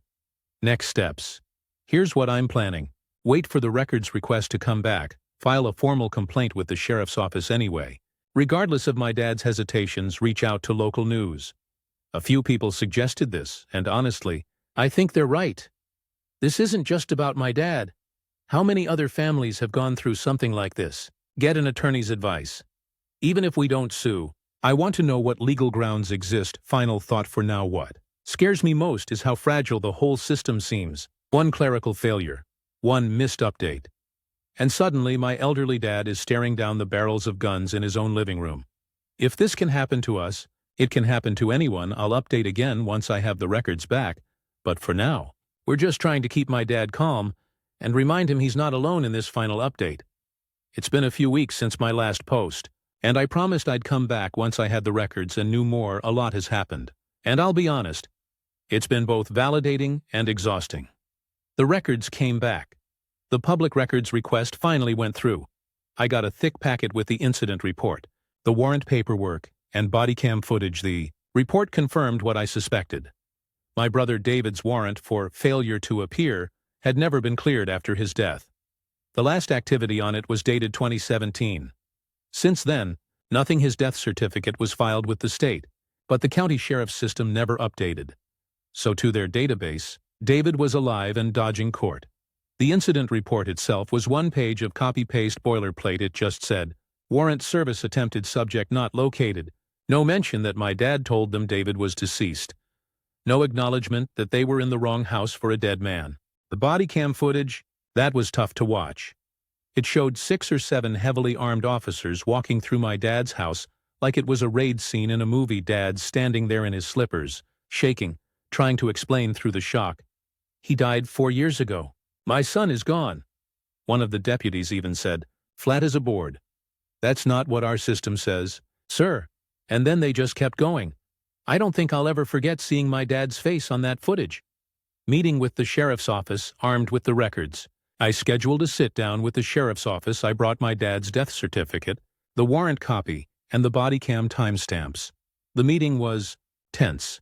They admitted the warrant should have been closed years ago, but they basically tried to shrug off responsibility. Their explanation: the courts, the clerk's office, the state vital statistics. If someone doesn't connect the dots, we don't get notified. It's not our fault if the system doesn't talk to itself. When I asked about the lack of acknowledgement in the incident report, they said, "Officers are not required to document every detail." I asked if they would apologize formally to my dad. They said no. Best they could offer was, "The record will be updated." I left that meeting furious, but also determined going public at that point. I decided enough was enough.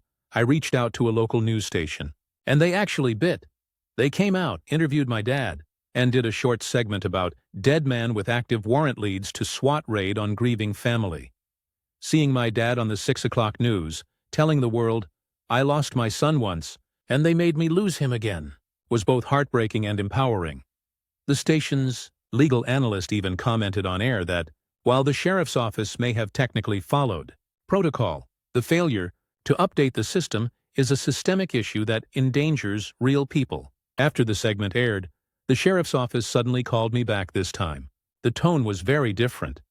They said they were reviewing their policies and working with the courts to establish better communication.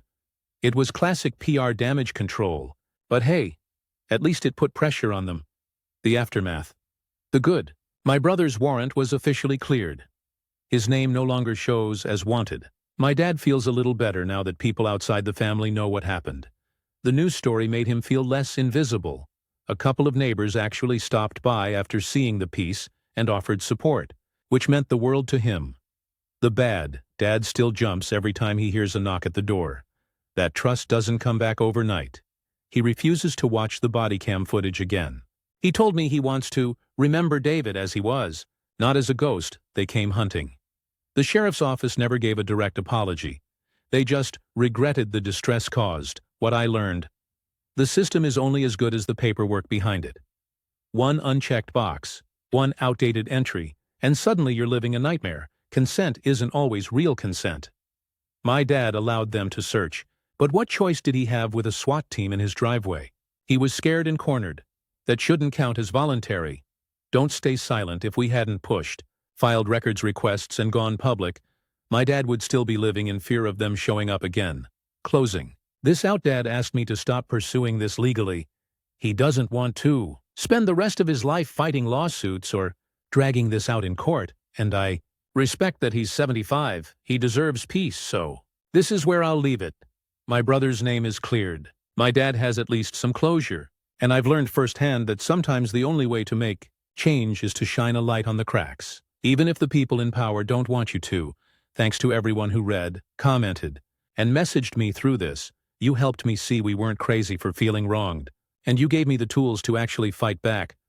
I'll never forget the image of my dad standing in his living room in slippers while men with rifles stormed his house. But at least now, I know it won't happen again. Stories number 22. My sister wants me to change my wedding dress because she feels insecure. I'm 27 and planning my wedding for next spring. My fiancé, Daniel, and I are keeping things pretty simple. Outdoor ceremony. Around 80 guests. Reception in a renovated barn near our hometown. It's not some massive princess wedding, but it's still the biggest day of my life, so I've put a lot of thought into every detail. The dress was one of the first things I found. I went shopping with my best friend Madison, and when I tried on the dress I knew it's classic but a little bold. White satin, a low back, fitted through the waist but not skin tight, with a small train, elegant but modern. I felt beautiful in it. Like myself, but elevated now, my younger sister, Emily, 25, is my maid of honor. She's been open about her struggles with body image the past couple of years. I've always tried to be supportive. When she went through phases of restrictive dieting, I reminded her that she's more than a number on a scale. When she avoided pictures at family holidays, I always reassured her that she looked great and that people wanted her in the memories, not hidden behind the camera. So last week, Emily came over and asked if she could see my dress. I was excited to show her because we've always been close, and I thought it would be a fun sisters moment. I pulled the garment bag out and slipped it on for her. At first, she didn't say anything, just stared. Then she frowned and said, "That's kind of revealing, don't you think?" I was confused. The dress isn't see-through, and there's no plunging neckline. It's just that the back dips lower than a typical church dress.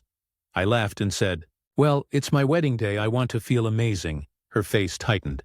She told me that in photos, she was going to look like the frumpy one standing next to the hot bride, and that I should consider something a little less attention-grabbing.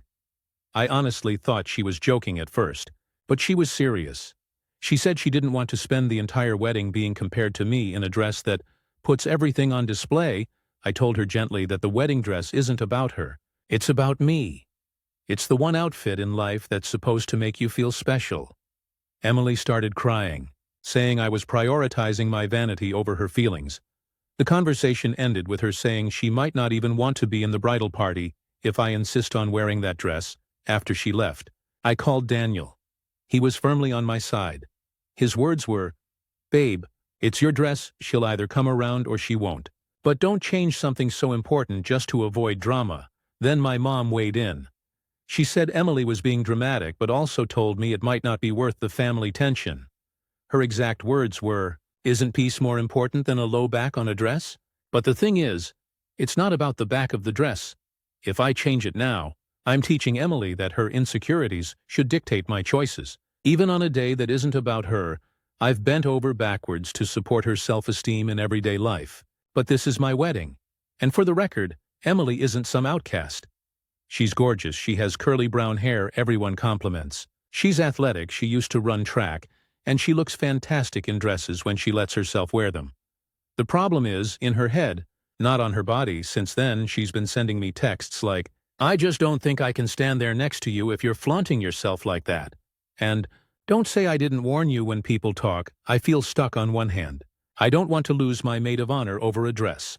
On the other hand, if I cave, I'll resent her for it. And I know deep down it won't actually fix her insecurities." Daniel keeps saying, "This is our day, not hers." My dad has stayed neutral but told me quietly, "Don't change a damn thing." And my mom, she's doing that mom thing where she's less worried about fairness and more worried about keeping the peace, even if it's unfair to me. The whole thing has me wondering if I'm being selfish, or if Emily really is the one crossing the line update. My sister wants me to change my wedding dress because she feels insecure. Wow. I didn't expect so many responses. I read a lot of the comments to Daniel, and we were both kind of floored at how many people said almost the exact same thing he did. It's my day, my dress, and no one else gets a say. A lot of you also pointed out that if I give in now, Emily will probably try to pull similar stunts with other wedding choices, or later in life when she feels overshadowed again. So here's what's happened since my first post. The night after I posted, Emily called me again.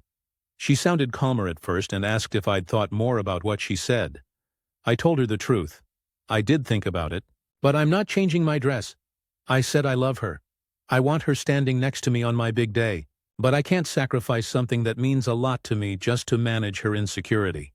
She got quiet, then said, "So you're choosing a piece of fabric over your sister?" That stung, but I didn't take the bait. I told her, "I'm choosing myself on my wedding day. That doesn't mean I don't love you, but I need you to respect that this day isn't about you." She hung up without saying goodbye. The next morning, my mom called. Apparently Emily had been crying to her and said I was being vain and cruel. Mom admitted that she doesn't agree with Emily, but she still pushed me to make some kind of compromise so everyone's happy. I asked her flat out, "Would you have told me to compromise my dress if Emily wasn't upset?" And she hesitated before saying no. That kind of sealed it for me. This isn't about fairness. It's about avoiding Emily's meltdown that night. I had dinner with my dad. He's usually not someone I run to for emotional stuff, but he surprised me. He said, "I know your sister, and I know your mom. If you change that dress, you'll hate yourself for it. Emily needs to learn the world doesn't bend because she's uncomfortable." He also told me he's proud of me for holding my ground. Honestly, it made me tear up. Meanwhile, Daniel has been a rock. He even offered to talk to Emily himself, but I asked him not to. I want this to stay between me and her as much as possible then, because this saga wasn't messy enough. My aunt got involved. She called me out of the blue, saying she heard through the grapevine that I was causing drama over my dress. Turns out, Emily has been venting to multiple relatives. My aunt basically told me I should just get a shawl and be the bigger person. I told her respectfully that I don't need outside opinions on my wedding attire at this point. I feel like Emily's turning this into a power play.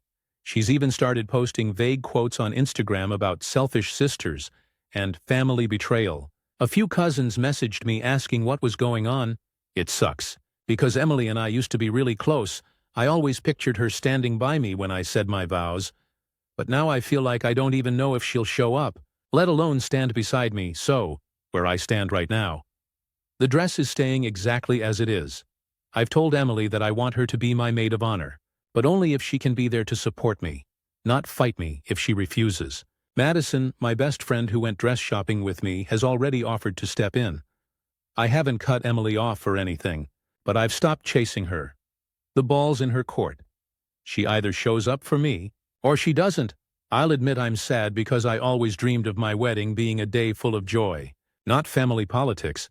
But I'm realizing that protecting my peace sometimes means letting go of other people's storms. Final update. My sister wanted me to change my wedding dress because she felt insecure. The wedding has come and gone, and I finally feel like I can breathe.